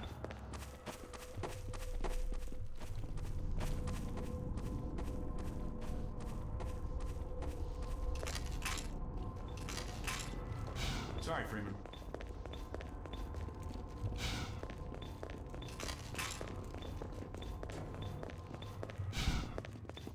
Mere mortals couldn't take it. Full life would have done it, make us half-life, but no life. Ah, right. And the reason why they never release a Half-Life 3 is because Valve knows that their audience would be too engrossed by it. So really, it's for our own good.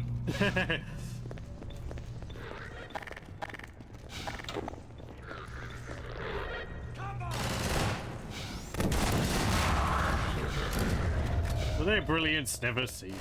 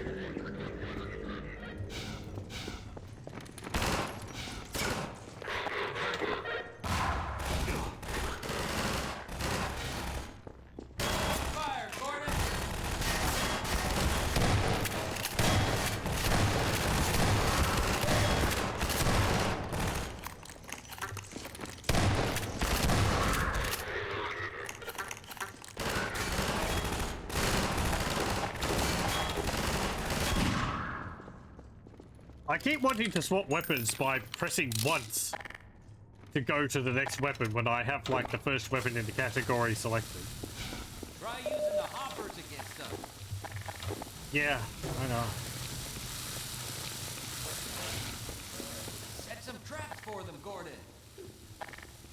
I did, man. Did you not see? Pardon me.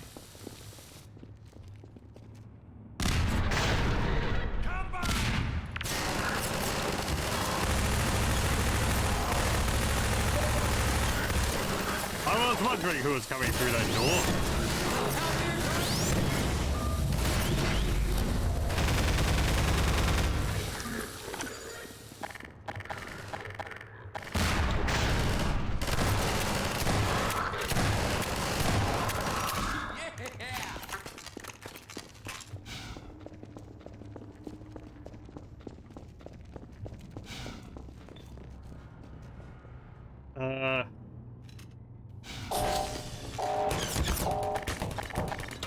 Right, that's where those are.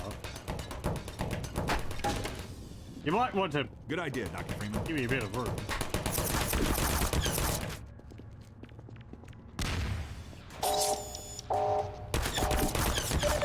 I remember there always being an annoying thing with the rolling grenades, where after a distance, they would like take a 90-degree turn, so you couldn't like roll them all the way down a hall. Maybe it was by design. Seemed to happen frequently enough that it felt like it was part of the design.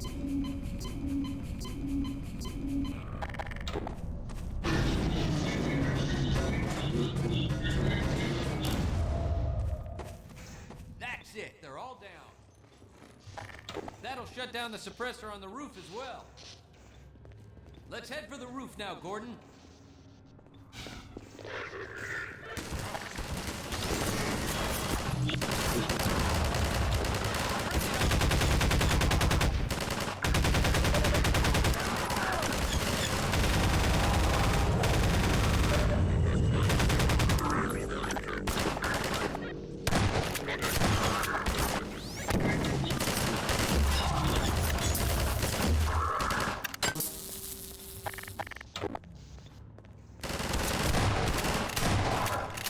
armor's good against bullets, but it's good against heated rebar. Surveys say no. To the roof, Gordon! Follow me!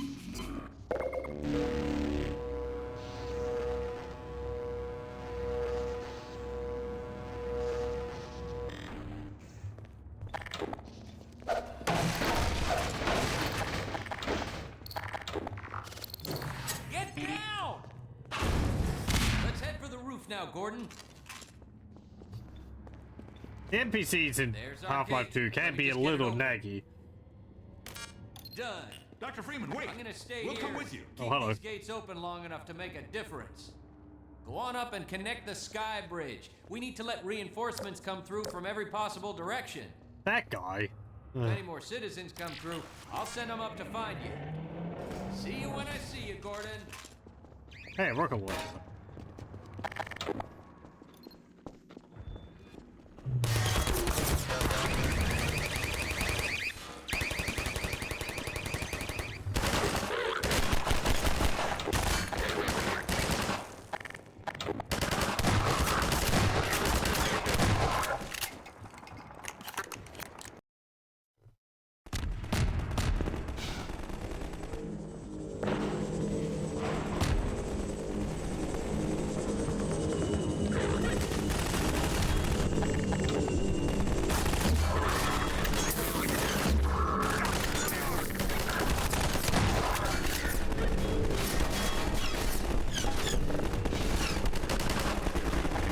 Gotta reload.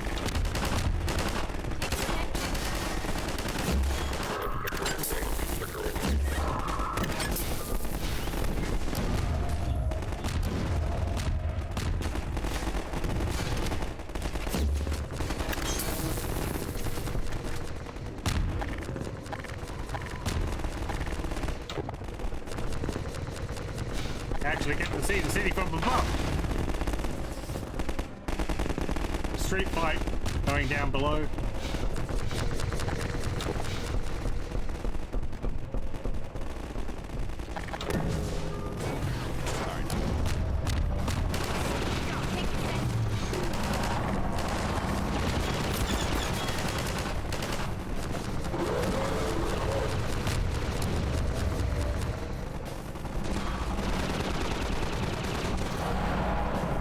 Here, take this med kit.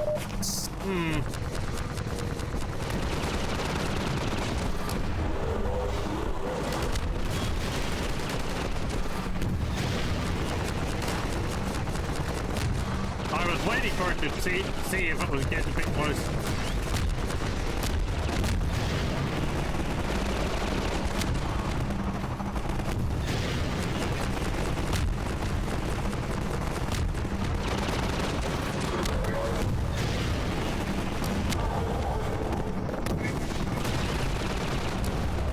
Well,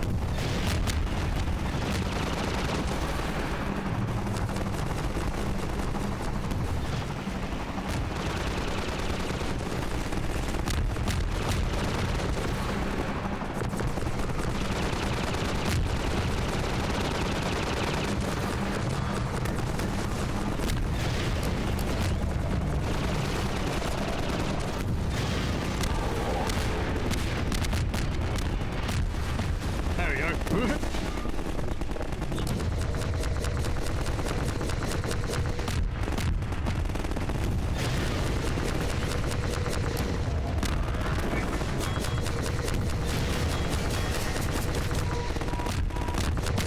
But I can't actually aim at that.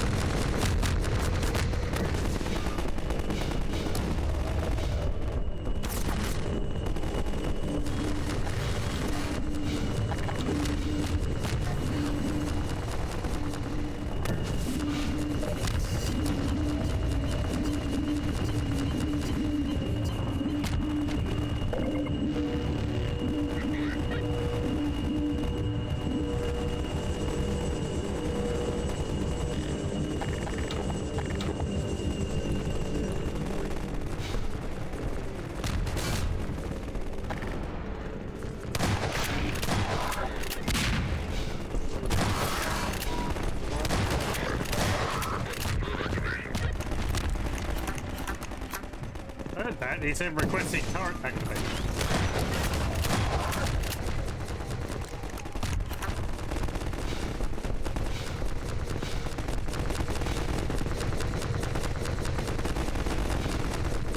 Proof mortar.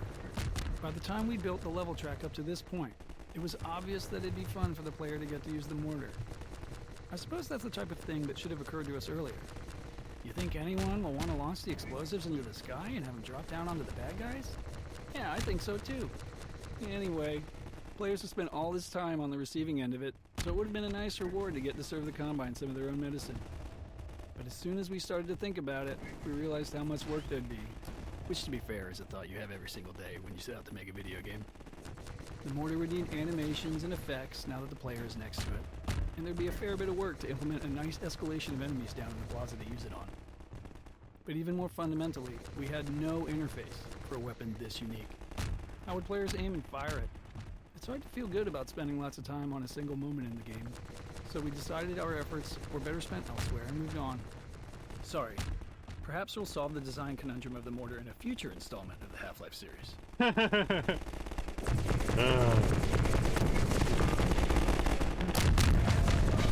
Oh well.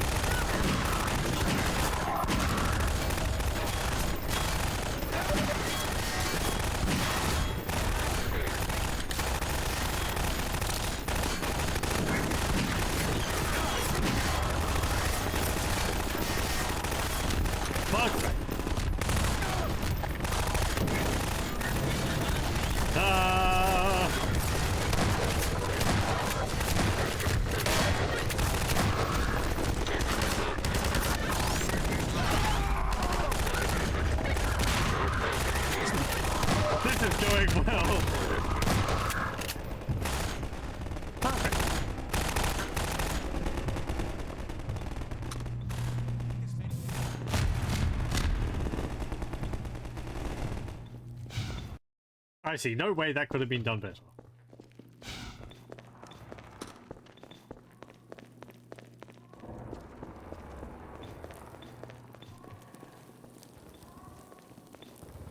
Dr. Freeman, since you shut off the suppressor and opened the gate, we can really move people through now. The Combine's gonna feel the squeeze. We dropped a crate of rockets coming across the plaza. If you can make it there, you should have everything you need to take down these Striders. Oh, thanks. How are you manufacturing infinite resources? Nanotechnology.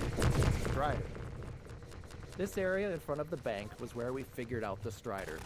When we first saw the concept art for it, we knew we wanted to get it into the game. There were a ton of questions about how it would practically work.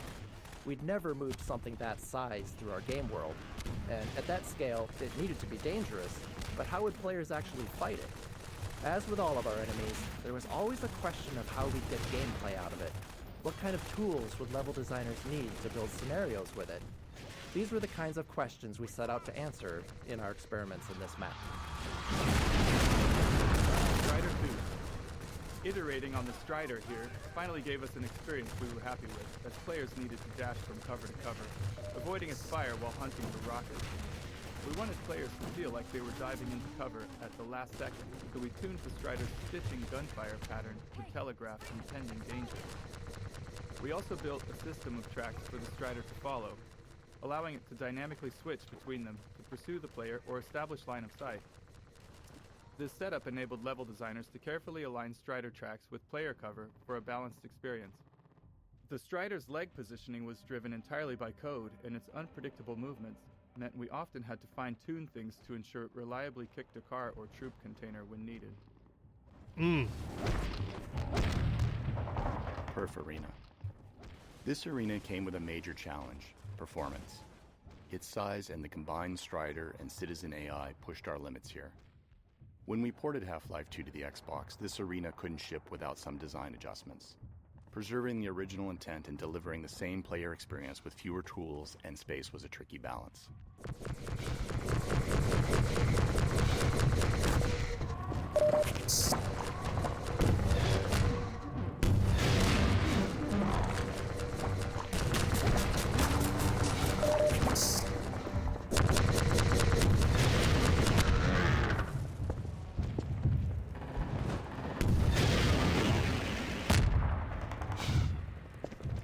And I like the noises the Strider makes.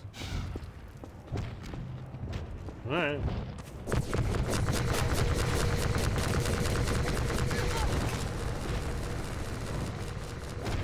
Strider 4.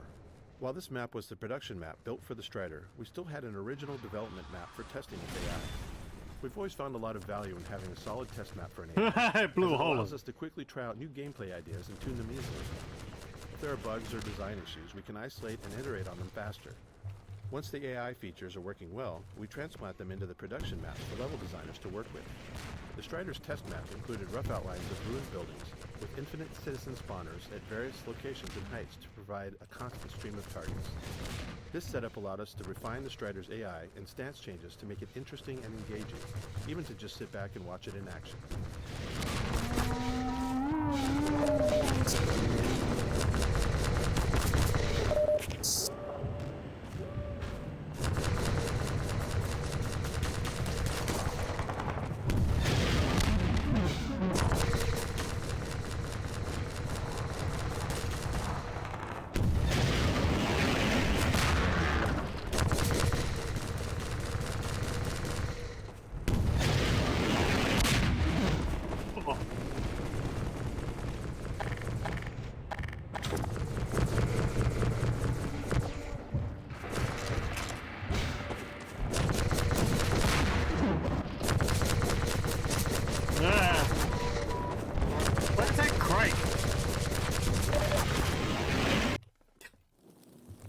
Where'd that crate?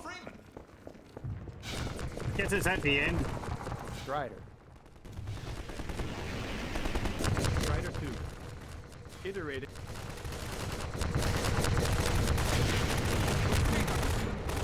Perfect.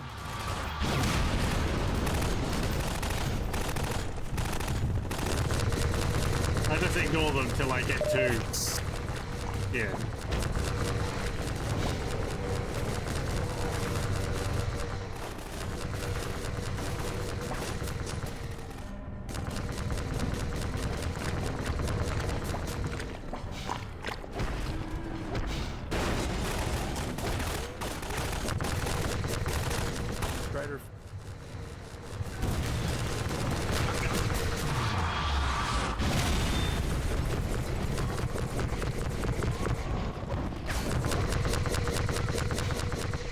Space reuse.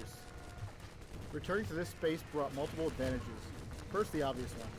Production costs for new areas are always high, so if we could add more gameplay to an existing area, it's a win.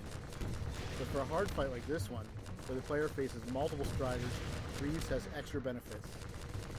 Since players have been through it before, they already have a sense of the arena layout. This time they're moving back to front, but the path largely follows their original route. This familiarity is useful when players need to move forward to grab resources for the fight. City 17's war-torn state also gave us the flexibility to adjust cover and add smaller obstacles along the path, keeping the environment dynamic and surprising. My missile was just orbiting around it.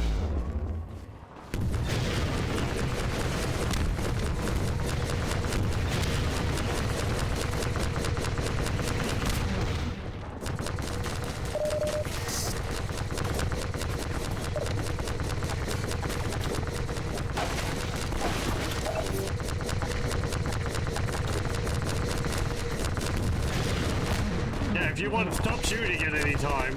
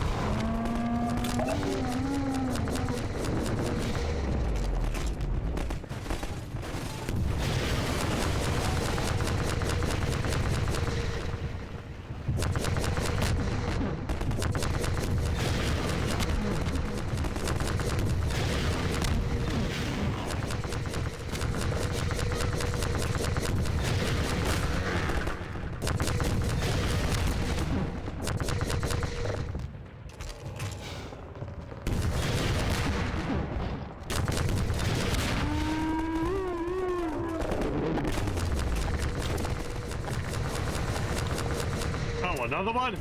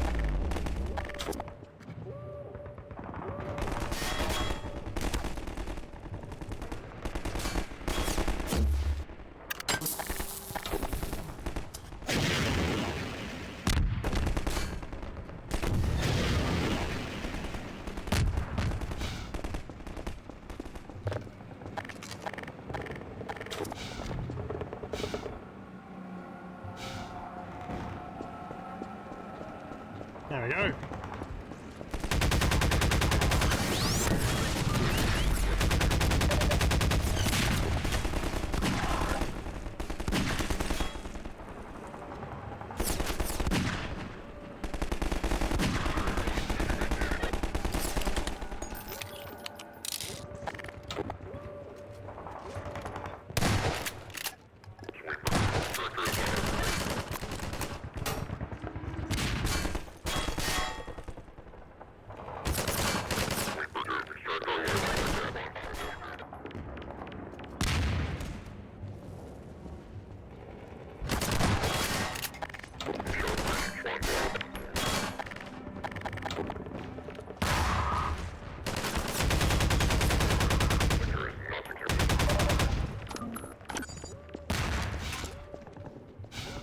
There we go. Whoosh.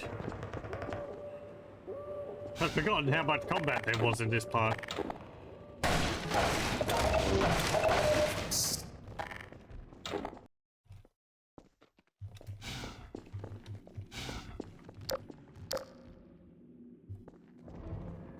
Oh, right. Yeah, this one.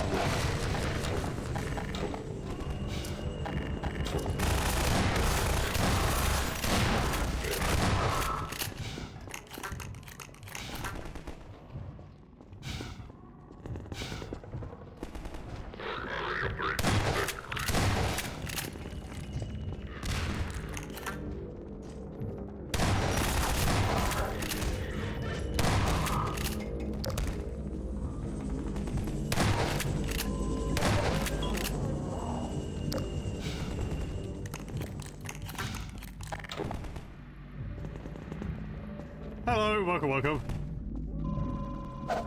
Ah.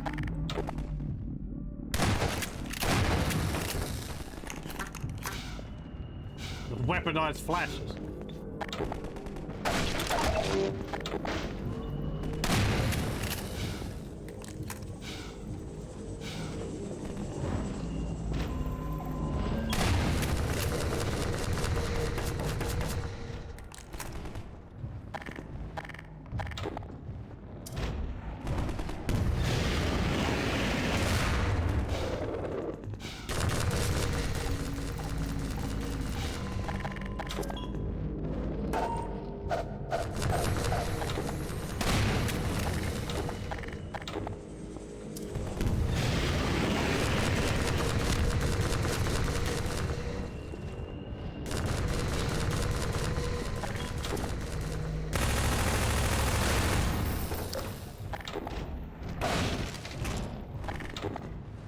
Did it swing its arm, its leg through here to try and grab it?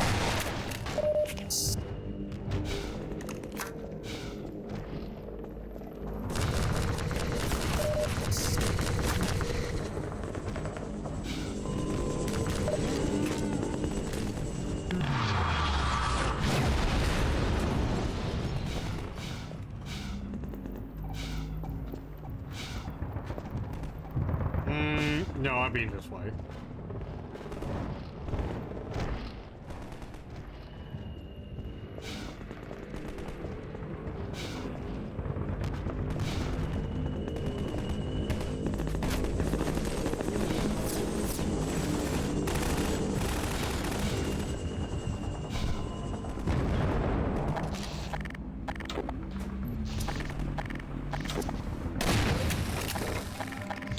No, I don't need to destroy it, I think.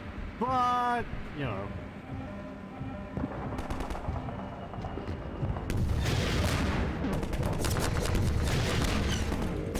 It is there.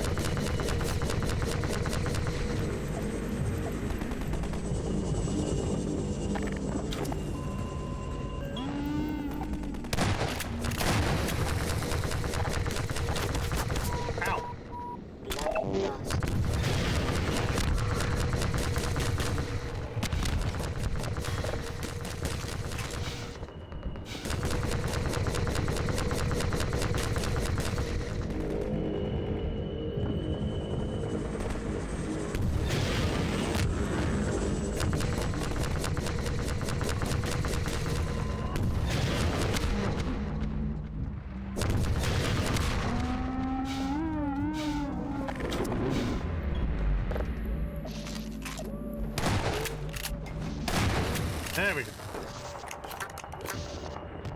Alright.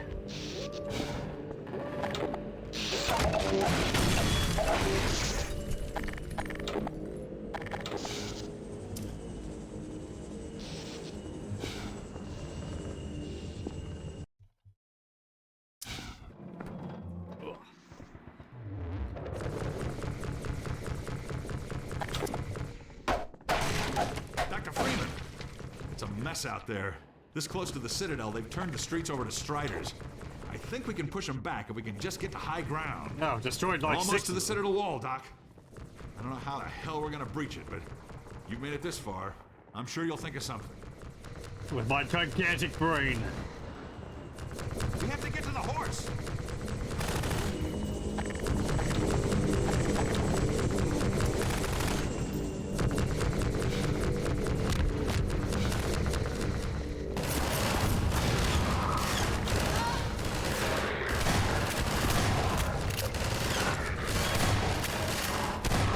Don't startle a guy with an RPG.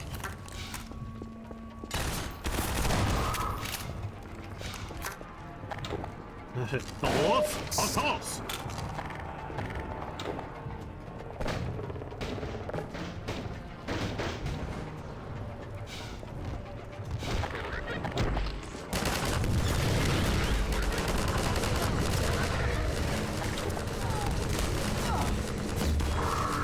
Well, that was the wrong guy, but that's okay.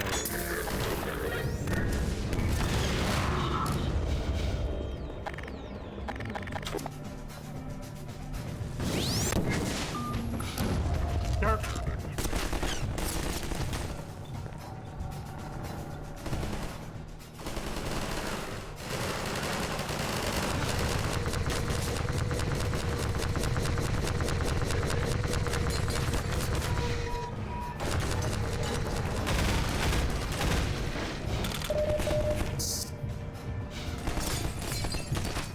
Was there not people in that store just before? There.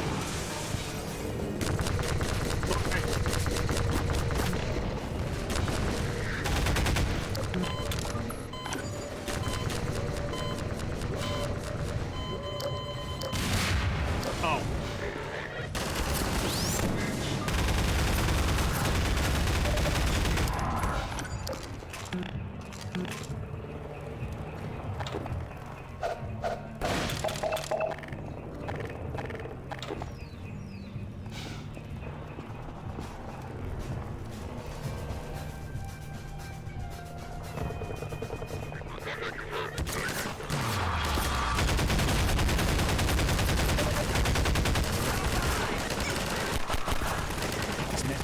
Take this medkit. Thank you, thank you. Down! Killed my mid-station.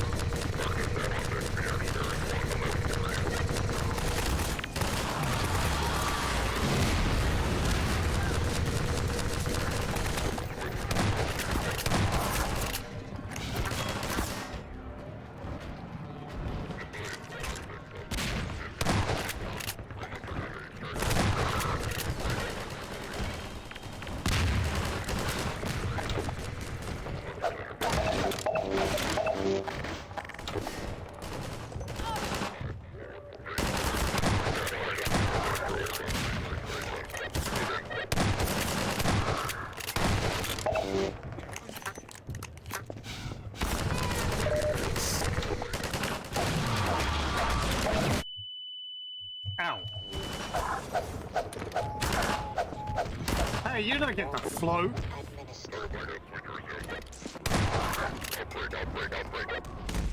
Well, I thought.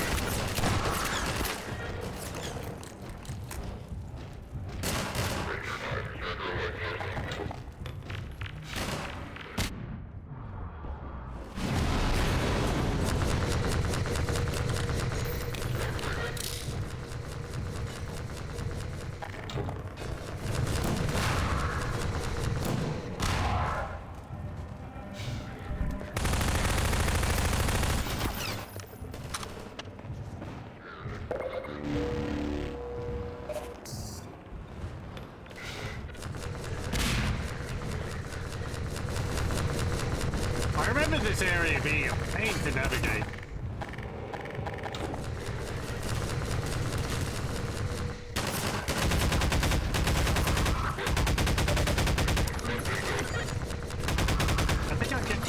I would keep getting turned around at different locations. Yeah, have a med kit. Or it just wasn't very clear where you're supposed to go.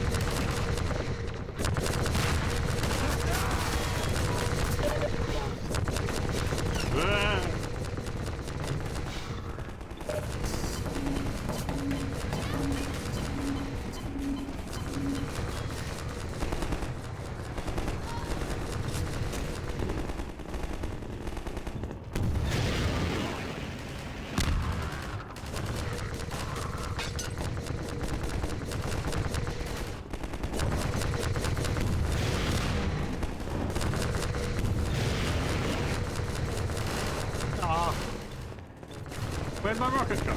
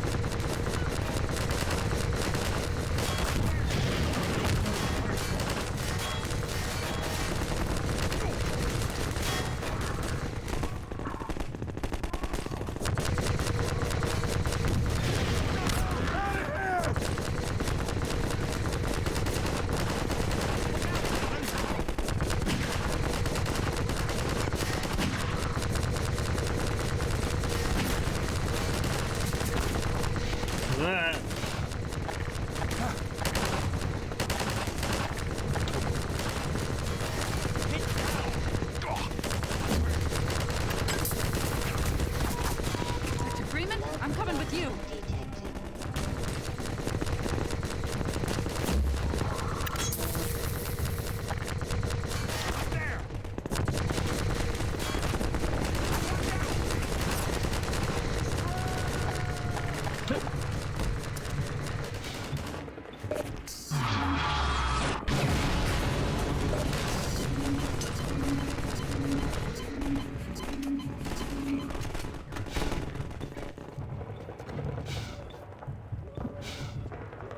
Okay.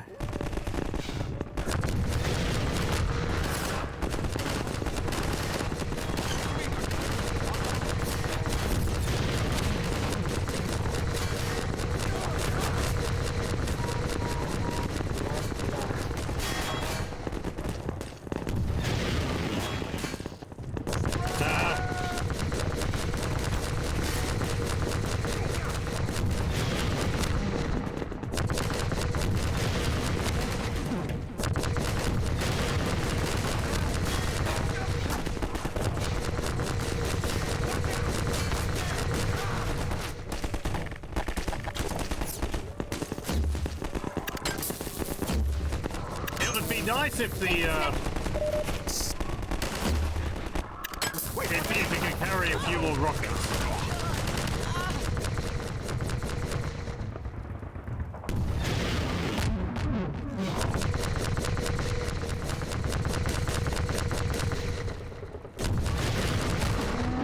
I thought at one point I could carry 5.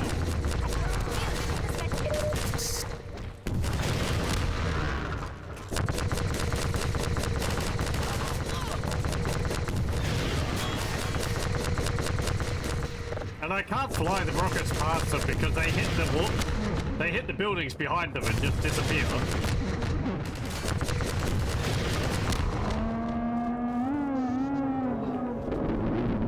Yeah, we go.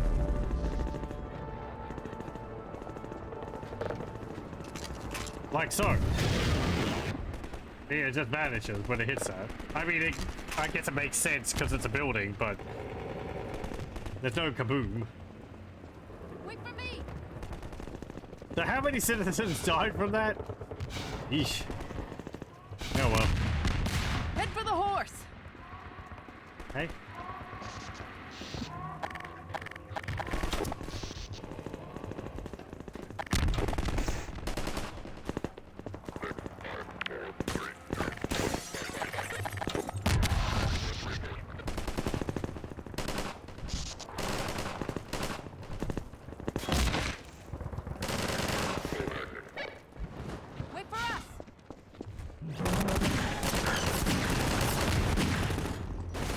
No, the horse.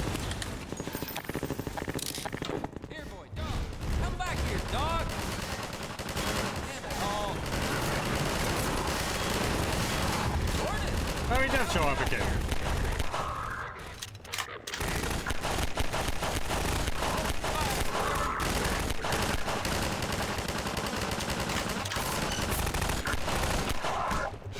You get pistol. Dog came crashing through the plaza, knocking over walls, and I think he's looking for Alex. He seems to have it set in his head that she's in the Citadel.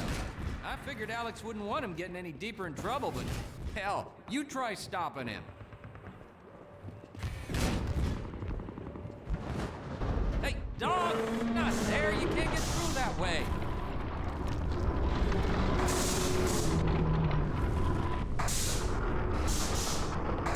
Well, I'll be damned.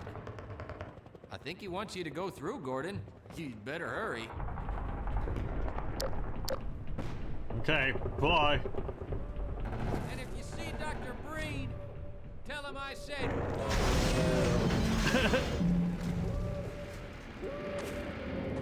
Sure thing.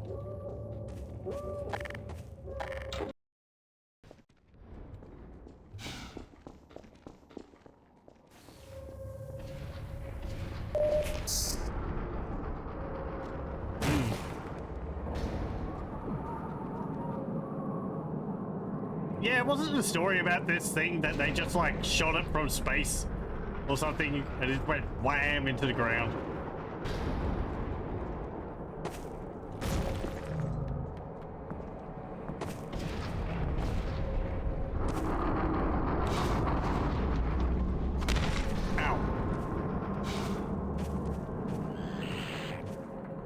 Bye. It's like digging itself further and further.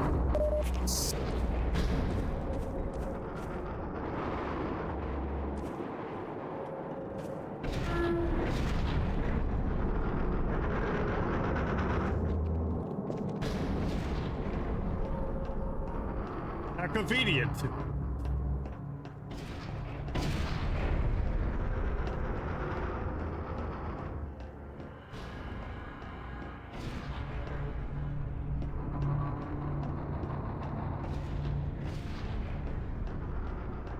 Now those walls look interesting.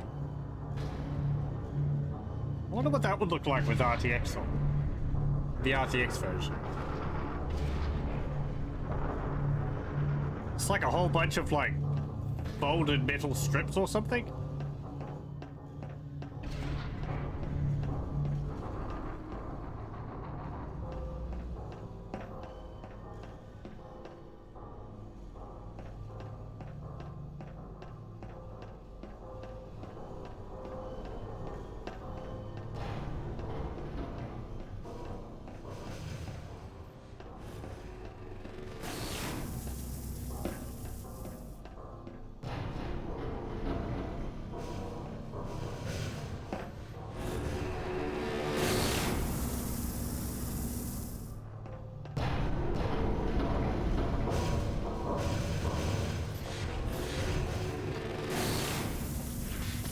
I like how they just happen to open here.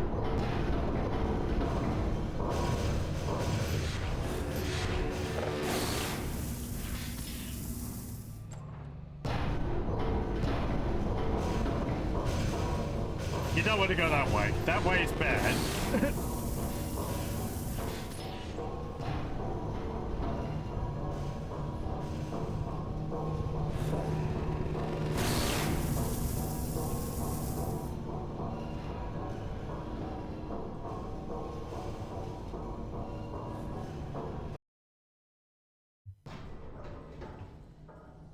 Have a developer commentary yet?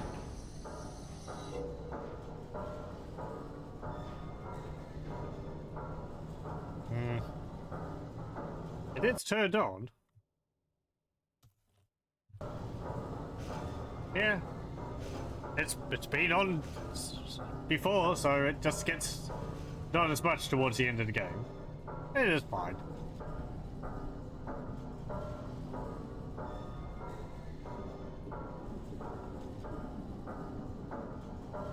Or maybe it's not playing correctly. Or maybe it's not showing up correctly, rather. The Striders. Those things are creepy. I do like their design, though.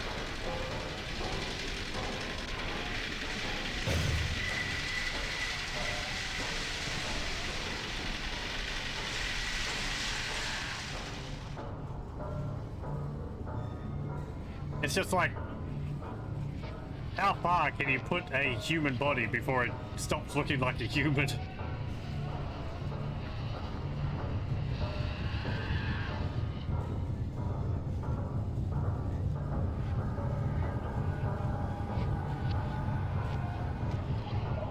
Did it have the tanks here somewhere to see?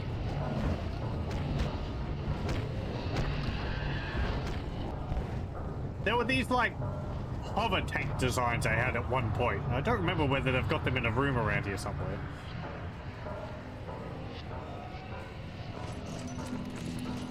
I don't actually use them in combat, but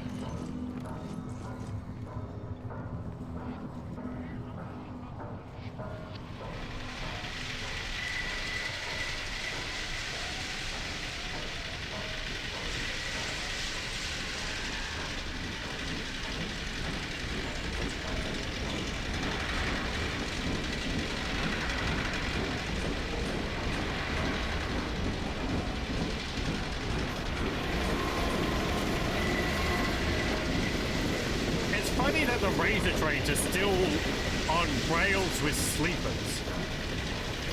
Seems wrong.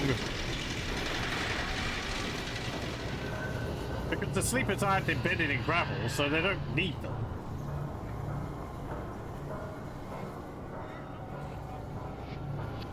Yeah, well.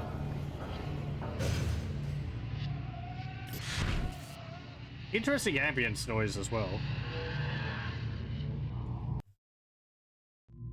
Ah, here, yeah, it's still going. Security alert. Unregistered weapons detected. Confiscation field engaged. Crowbar!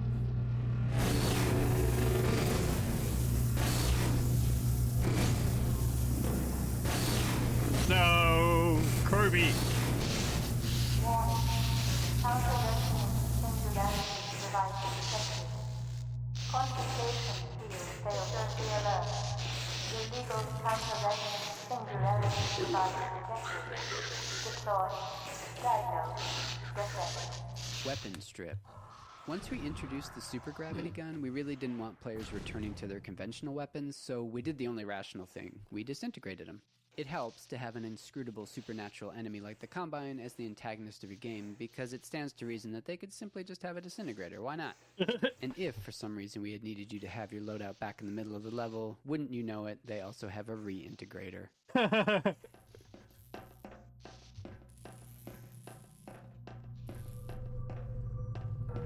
So, this is Dr. Freeman. At last.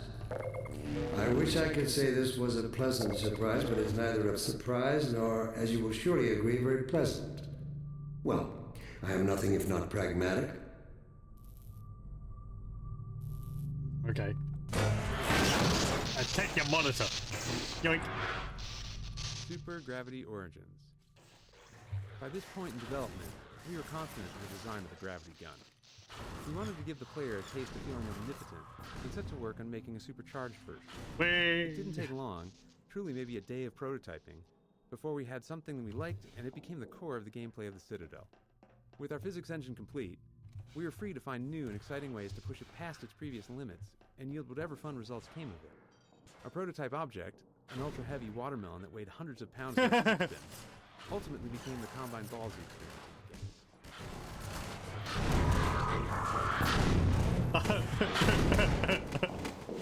A super heavy watermelon. Fantastic. Yoink.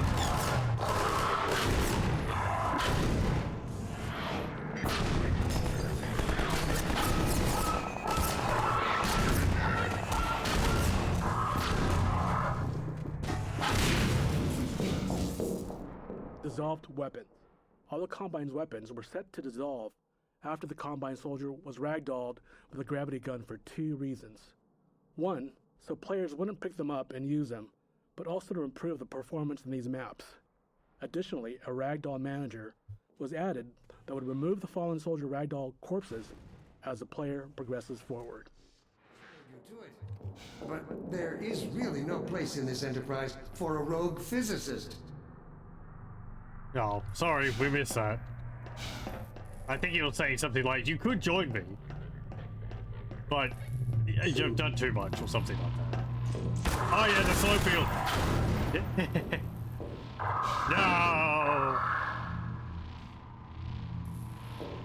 The horrible death. Just toss him into the slow field, why not? Who cares?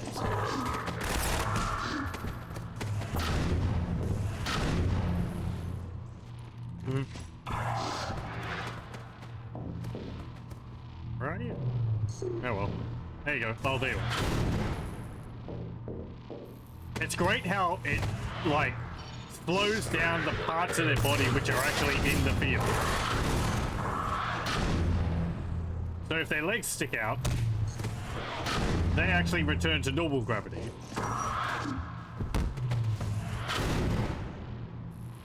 You can jump through it too.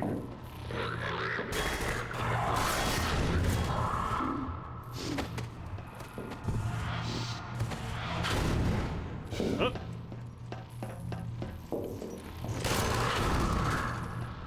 Yeah, you can jump through it as well, but you don't want to touch the beam in the middle. That's the bad news beam.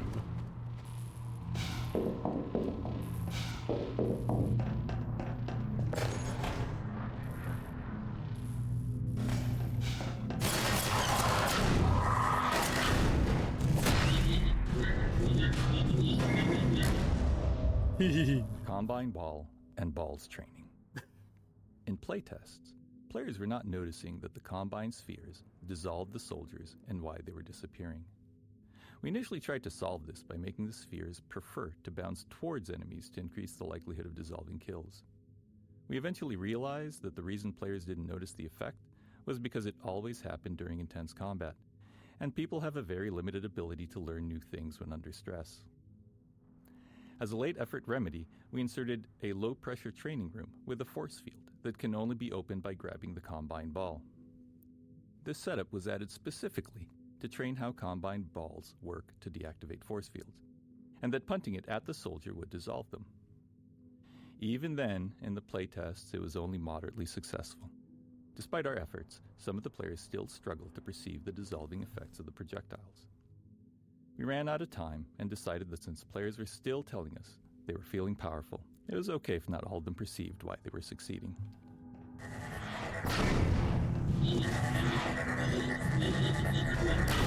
I do like these things.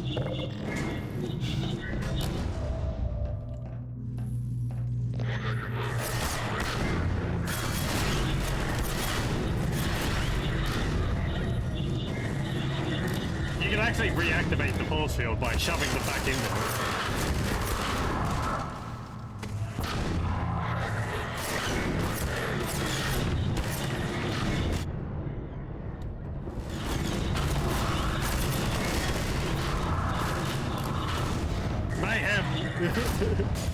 Nope. Combine energy. What started life as a watermelon in prototype form ended up turning into an energy ball after the sounds made for its impact and explosion sounded less like produce and more like what we have here in the game. Once we started iterating on levels that weren't watermelon-based, we realized we could use the energy ball not just as a fun way to kill soldiers, but also as a puzzle element for powering up and down various equipment. At a significantly later point in development, we were not liking the AR2 alt-fire we had at the time, and since the team liked the Combine ball, we ended up incorporating it right into the AR2 alt-fire. We always look back and are surprised at how the things we were working on independently of one another in the game come together late to solve problems.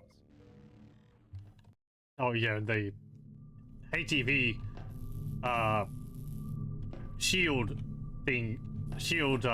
machines now regenerate your health as well. I feel like they should have gone with a different design for it, because it does both. Blame, of course, my disappointment in Eli Vance and Isaac Kleiner is far greater than my sorrow over your unfortunate choice of career path. In a way, I suppose you could not have done otherwise. Who knows what seeds of iconoclasm they planted when you were young and gullible, but while they certainly share a great part of the responsibility for the recent troubles, it is you alone who have chosen to act with such willful disregard for humanity's future. Green monologue. Creative work is never done in a vacuum, as we're all inspired by other things. Green's monologue that appears on the Citadel monitors here got some inspiration from an earlier game we all love, Thief 2, in which the antagonist taunts the player while they're sneaking around. How about that? The execution is quite different, but the core inspiration is there. The real heavy lifting, however, what really sells this moment, comes from the performance by the late Robert Culp. His delivery was pitch perfect. He interpreted each of Breen's lines with a subtlety and flair that transformed the character on the page into something truly special. A voice session with Robert Culp was as easy as they come. He'd have the script, and the engineer would hit record, and that was about it. The lesson reinforced here is to work with people whose talent exceeds yours, people you're certain to learn from. Don't go in with a fixed idea of how the line should be delivered or how a certain moment should play out, but instead collaborate with talented people and go into it trusting they'll make it even better.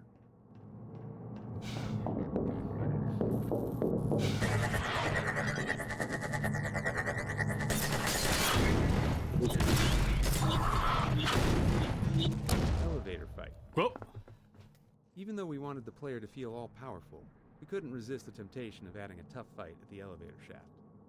The battle waiting for the arrival of the elevator here ended up being somewhat more difficult than originally envisioned for this part of the game. It became easier during playtesting, but there really wasn't enough playtesting time to balance it to the level it should have been. Though the player was never in that much danger, it is the number of soldiers that appear that makes it feel like more of a climactic battle than it is.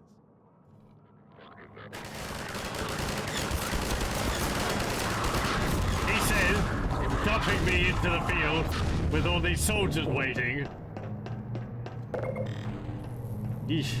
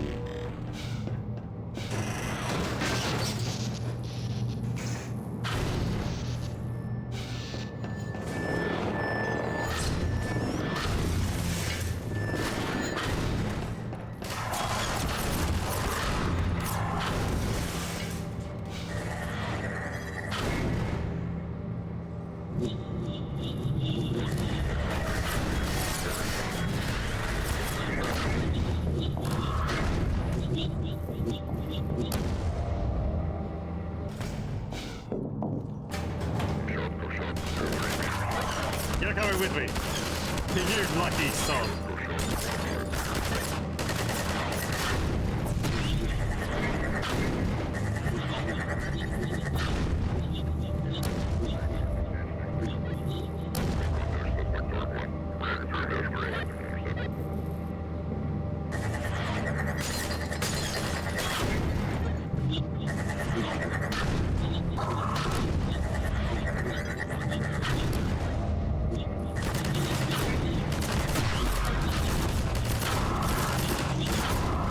You can't hold on to these energy balls for too long. They eventually disintegrate.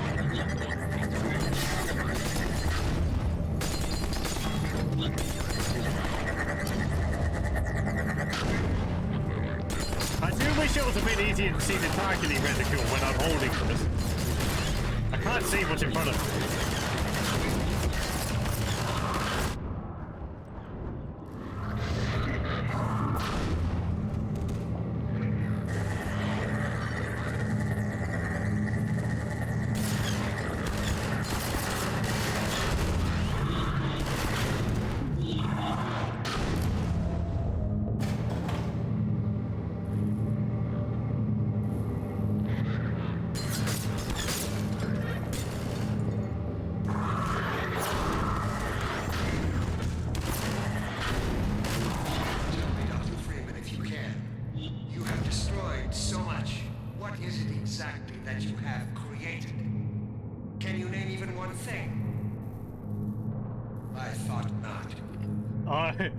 Created a horrible situation. Replacing the prefabs. The Combine energy balls are a relatively simple setup, with a force field holding the perpetually bouncing objects. However, during playtesting, there were repeated bugs with the energy balls bouncing around, going rogue, and escaping the force field set to contain them. Due to the limits of our prefab tech at the time, this required them to be manually rebuilt multiple times at every one of their locations in all of the Citadel levels that included them.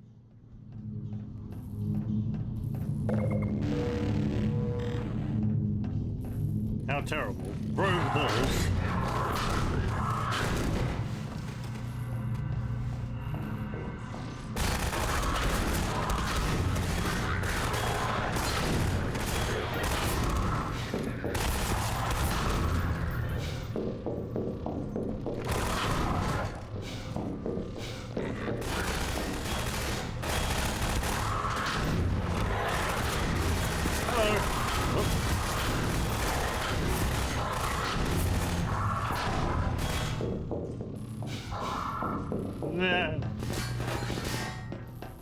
Just keep going. I believe the waves are infinite. Hello, welcome. I have laid the foundation for humanity's survival. And not as we have narrowly defined ourselves, but as something greater than we could ever imagine.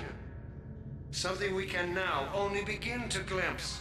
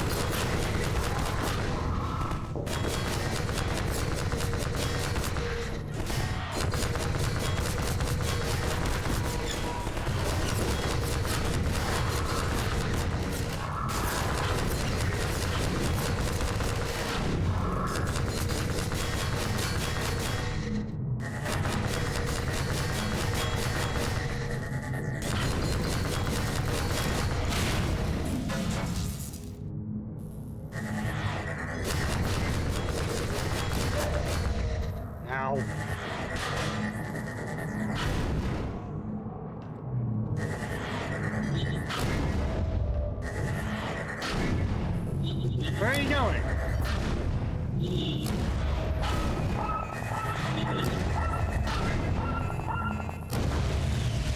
There we go.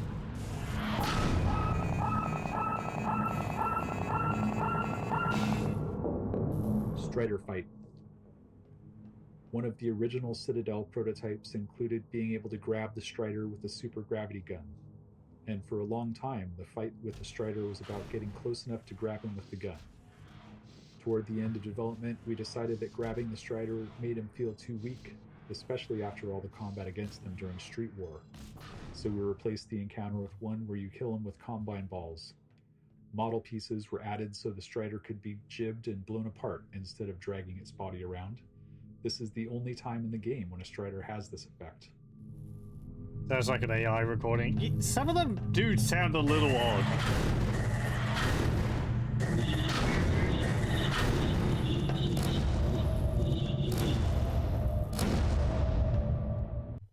I don't really know why.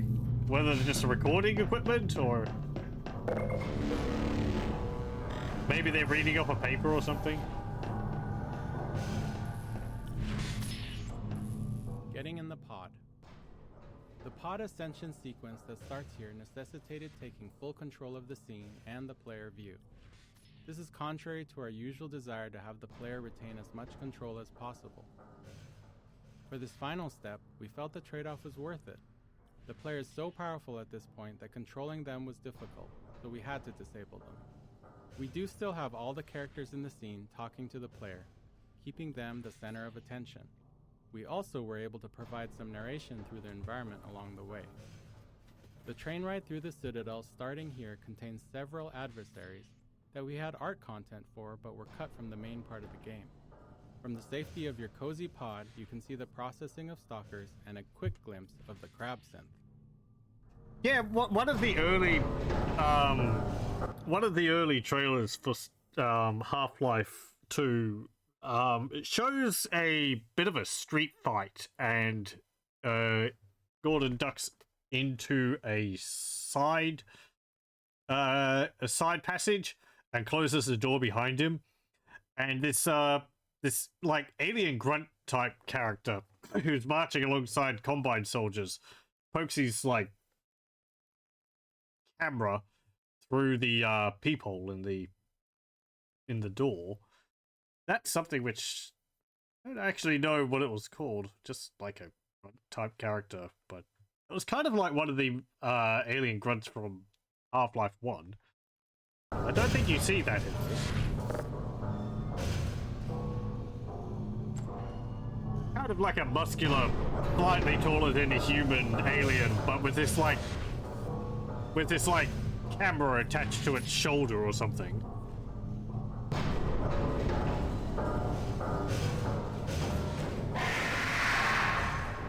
Hello. That scream. Ugh.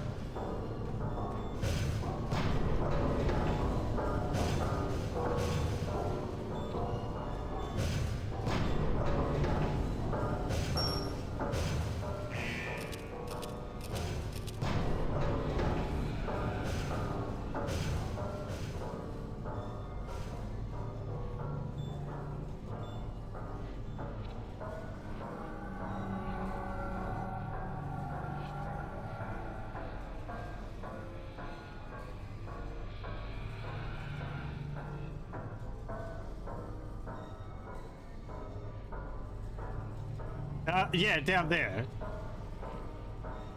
There's the, the crab sims.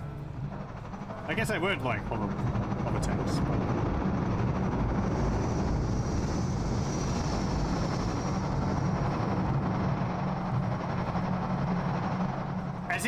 As inefficient as it may be from like a development standpoint, I do like the idea that you see some things in the Citadel that you haven't fought against. Because it does give the impression that there's more which they could be sending against you. You haven't just blown through their entire army.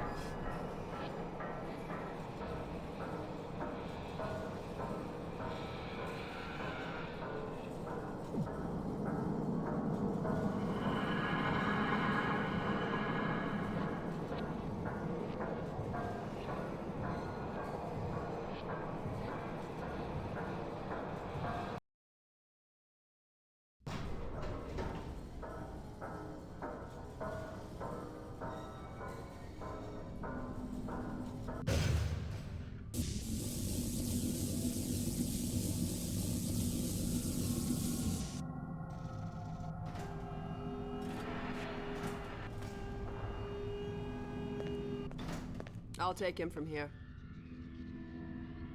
Don't struggle. It's no use. Until you're where he wants you, there's nothing you can do. I'm sorry, Gordon. Carbon stars with ancient satellites colonized by sentient fungi, gas giants, inhabited by vast meteorological intelligences, worlds stretched thin across the membranes where the dimensions intersect.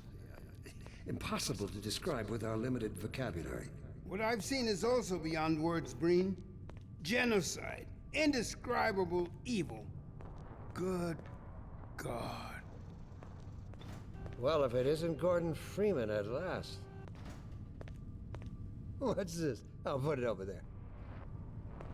You have my gratitude, Doctor.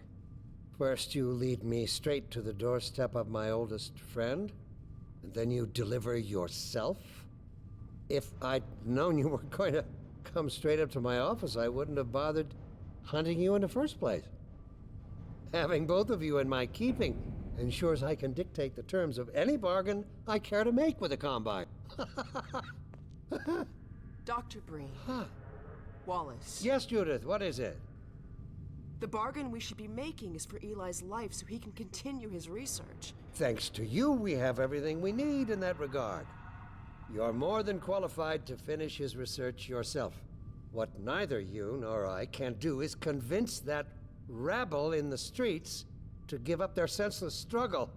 Yet Eli refuses to speak the words that would save them all. Save them? For what? Eli, if you won't do the right thing for the good of all people, maybe you'll do it for one of them. Alex, honey. Dad. Gordon? God damn you, Breen, you let her go. That's all up to you, my old friend. Will you let your stubborn short-sightedness doom the entire species, or will you give your child the chance her mother never had? How dare you even mention her? Alex, my dear, you have your mother's eyes, but your father's stubborn nature. You haven't seen a bit of it yet. Really? Well, let's see how well it serves you on the far side of a Combine portal. Go ahead, Breen. If that's the worst you can do, send us both through your portal. Oh, it's hardly the worst.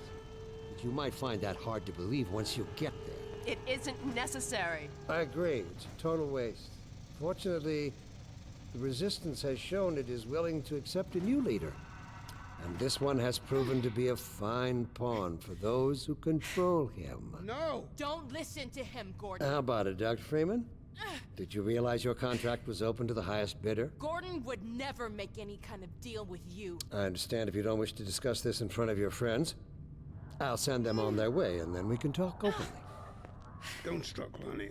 Dad, I'm so sorry. Alex, sweetheart.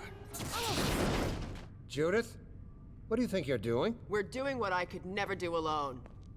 We're stopping you. Yes. Guards, get in here! They know you betrayed them. They'll turn on you. Judith, Dr. Mossman, please! I'm sorry, Wallace. You're all out of time. Don't... Hurry! Dad, hang on. You fool! Watch out, he's gonna... No! Oh.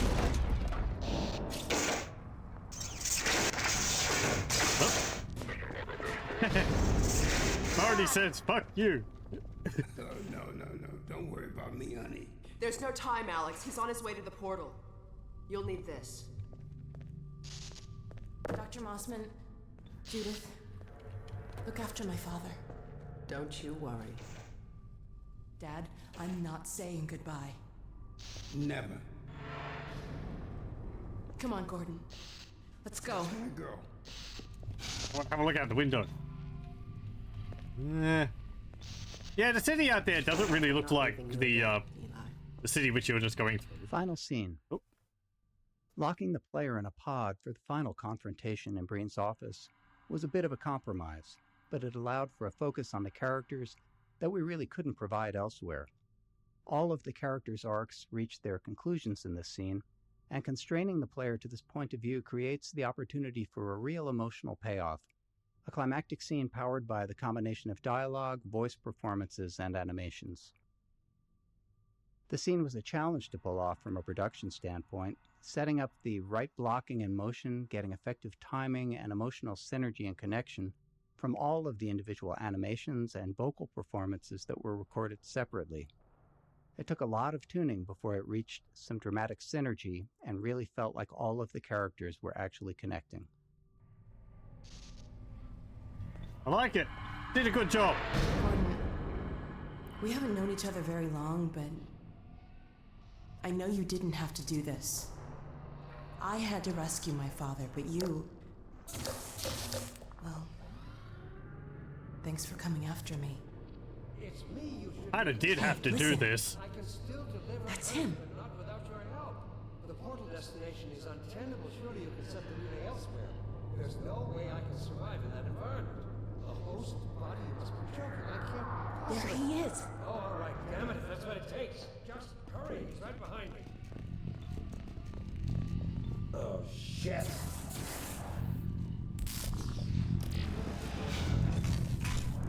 Damn it, not again! Bye. The gravity gun. He doesn't have a clue, does he?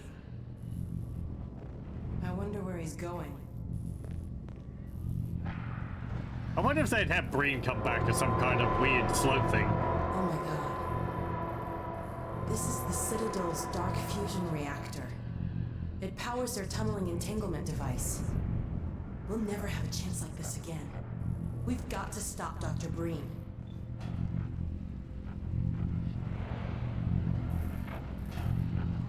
I can't shut it down. Looks like he's turned over control to the other side. You'll have to go into the core and do what you can. Get in the elevator and I'll let you in. Don't forget to charge up your suit. Okie dokie. Do your worst, Gordon. But be careful.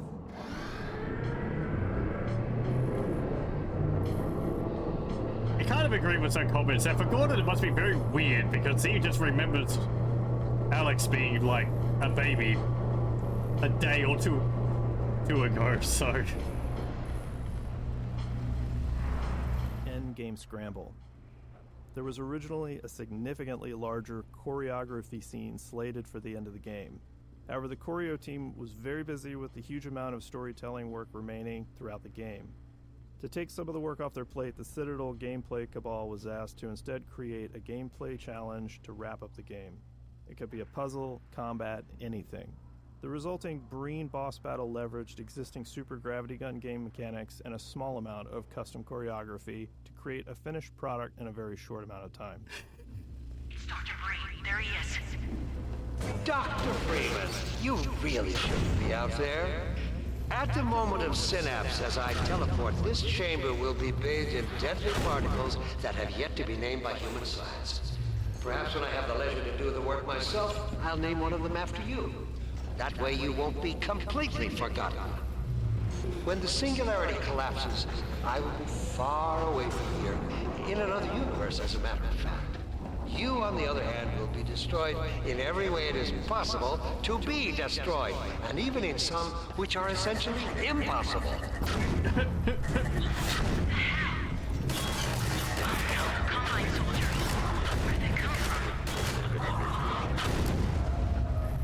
Well, they're always around. I don't know what you can possibly hope to achieve apart from your own annihilation.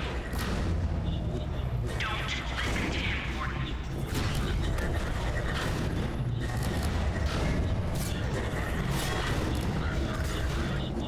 I warned you this was futile. He's bluffing, Gordon. Don't listen to him.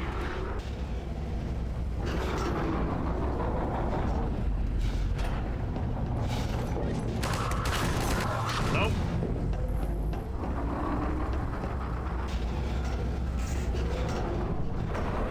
Great. Oh no, Breen started his ascent.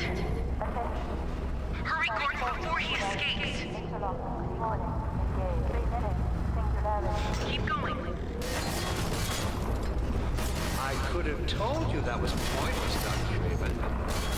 Go, Gordon.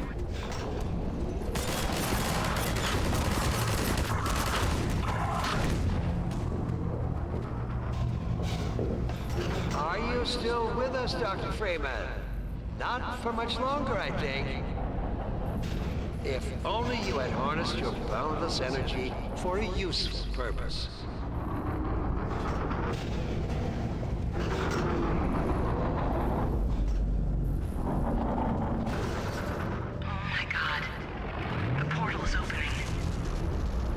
I do like how Breen talks. Keeps sounding like someone who's more used to giving lectures. I'm gonna listen to this while it's going on. Combine portal effects. A key part of our development process is the way that any team member can contribute their skills to any part of the game.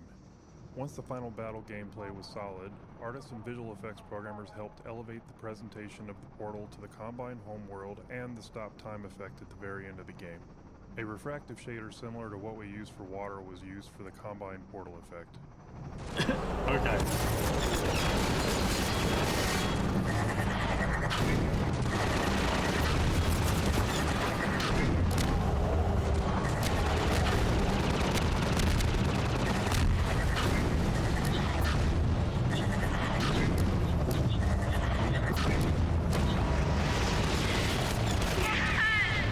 Go back, Freeman. You have no idea what you're doing. I gotta like move bits off of it, don't I?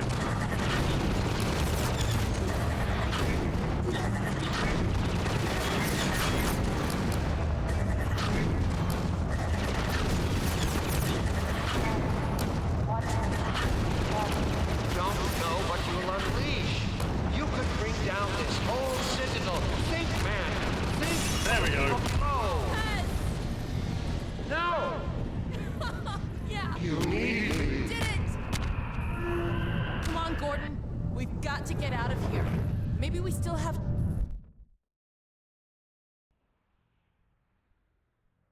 Time, Dr. Freeman?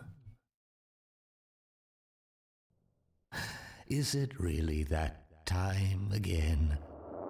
It seems as if you only just arrived. Standing over there.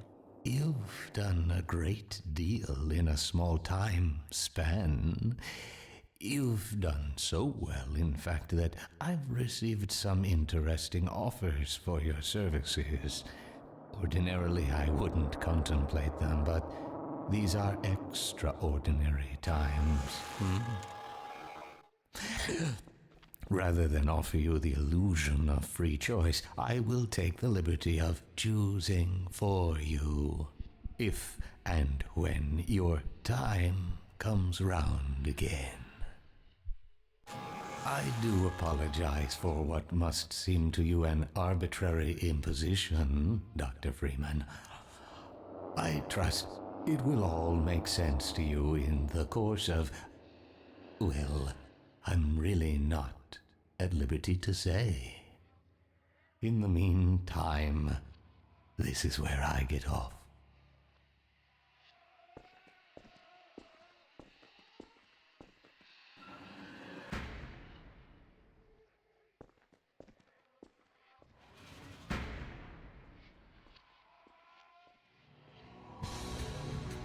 There we go. End fight doesn't take too long.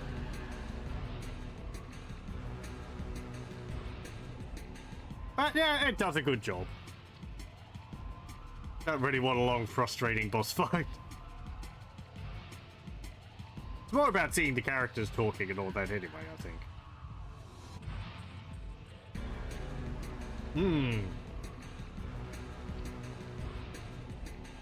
Very interesting developer commentary.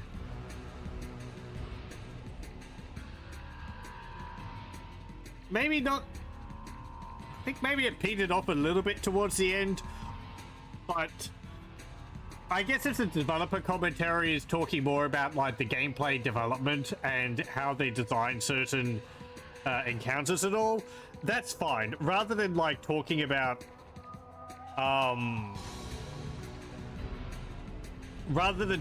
like aesthetics and things like that, which I think they've covered in other mediums as well.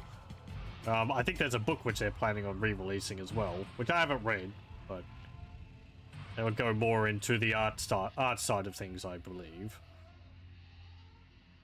But yeah,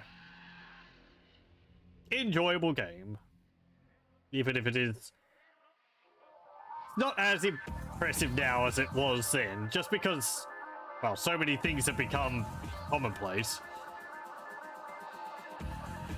So playing it now, it does feel a lot like a tech demo, you know, a series of encounters designed to show off different aspects which they developed, which they were doing. But yeah, again, that just sort of goes to show how commonplace a lot of it's become now. Certainly remember at the time, it was a very, very impressive. And also the fact that it would play on my computer without having a massive upgrade. I think I might have had to have bought another video card, but not a whole new computer. I don't think so anyway. I made it quite accessible.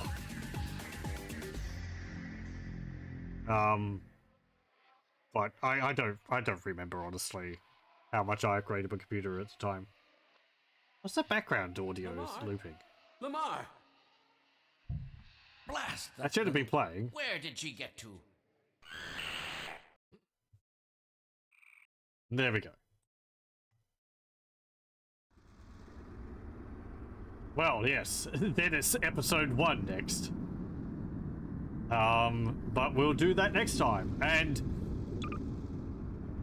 as I said when I started this, I haven't played episode 1 and 2 probably since they first came out. Half-Life 2, I have probably played through a few times. Maybe not more than 5. But most of that would have been around when it came out. I certainly hadn't played it within the last decade. I've watched multiple playthroughs of it, or at least multiple, you know, plays of the game. But yeah, playing the game myself is not something which I've done for quite a while. Episode 1, I might have played through once since it came out. Episode 2, I'm pretty sure I haven't played since it came out. So that'll be interesting to go through and refresh my memory on what it involves. I know little bits and pieces of it. You've got the stalkers in it, and you got the little mines attached to the back of the car which you have to throw at them. Aside from that though, I don't really remember much else. Yeah. And then it ends up not going anywhere because of reasons. Apparently them wanting to raise the bar, as it was, and not being able to find a satisfactory way to push the envelope, which I feel like was kind of missing the point of the episodic nature of the games. Like episode 1, 2, and 3, they would have been just like all parts of one expansion to Half-Life 2. They weren't a full game in their own. It's like it seemed like during development, it kind of ended up making episode 3 into a full game, or just like the idea that it should surpass Half-Life 2, which, at least to me, wasn't really the point of it. That would have been for Half-Life 3. Oh well, whatever. We've got Half-Life Alyx, and I think that's inspired some people to maybe continue working on the series. Am I interested in seeing what happens out of all of it? I guess, sure. Not as interested as back in the day, just because so many years have passed. It's like with, oh, what?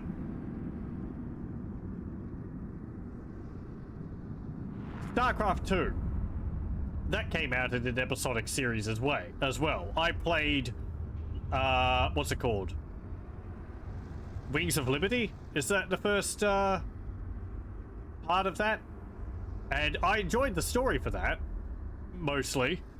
And I was interested in playing the sequels to it, part of the Swarm and all that, but then they took such a long time to come out that I lost interest, and when they came out, I was just like, okay.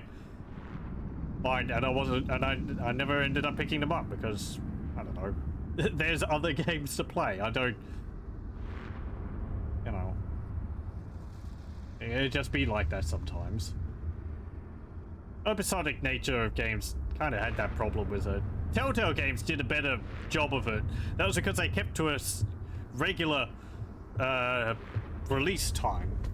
At least as far as I remember, there wasn't a massive wait between any of them. Except for, I think, episode 3 of Bone, but that was dropped, so whatever. That's getting very besides the point. The episodic nature, you need to release them regularly, otherwise it's kind of like, you may as well just work on the sequel. Whatever. Enjoyable game. Well, thank you very much for joining, and I hope you join me again next time, where we'll probably continue it with episode 1. Until then, though, farewell.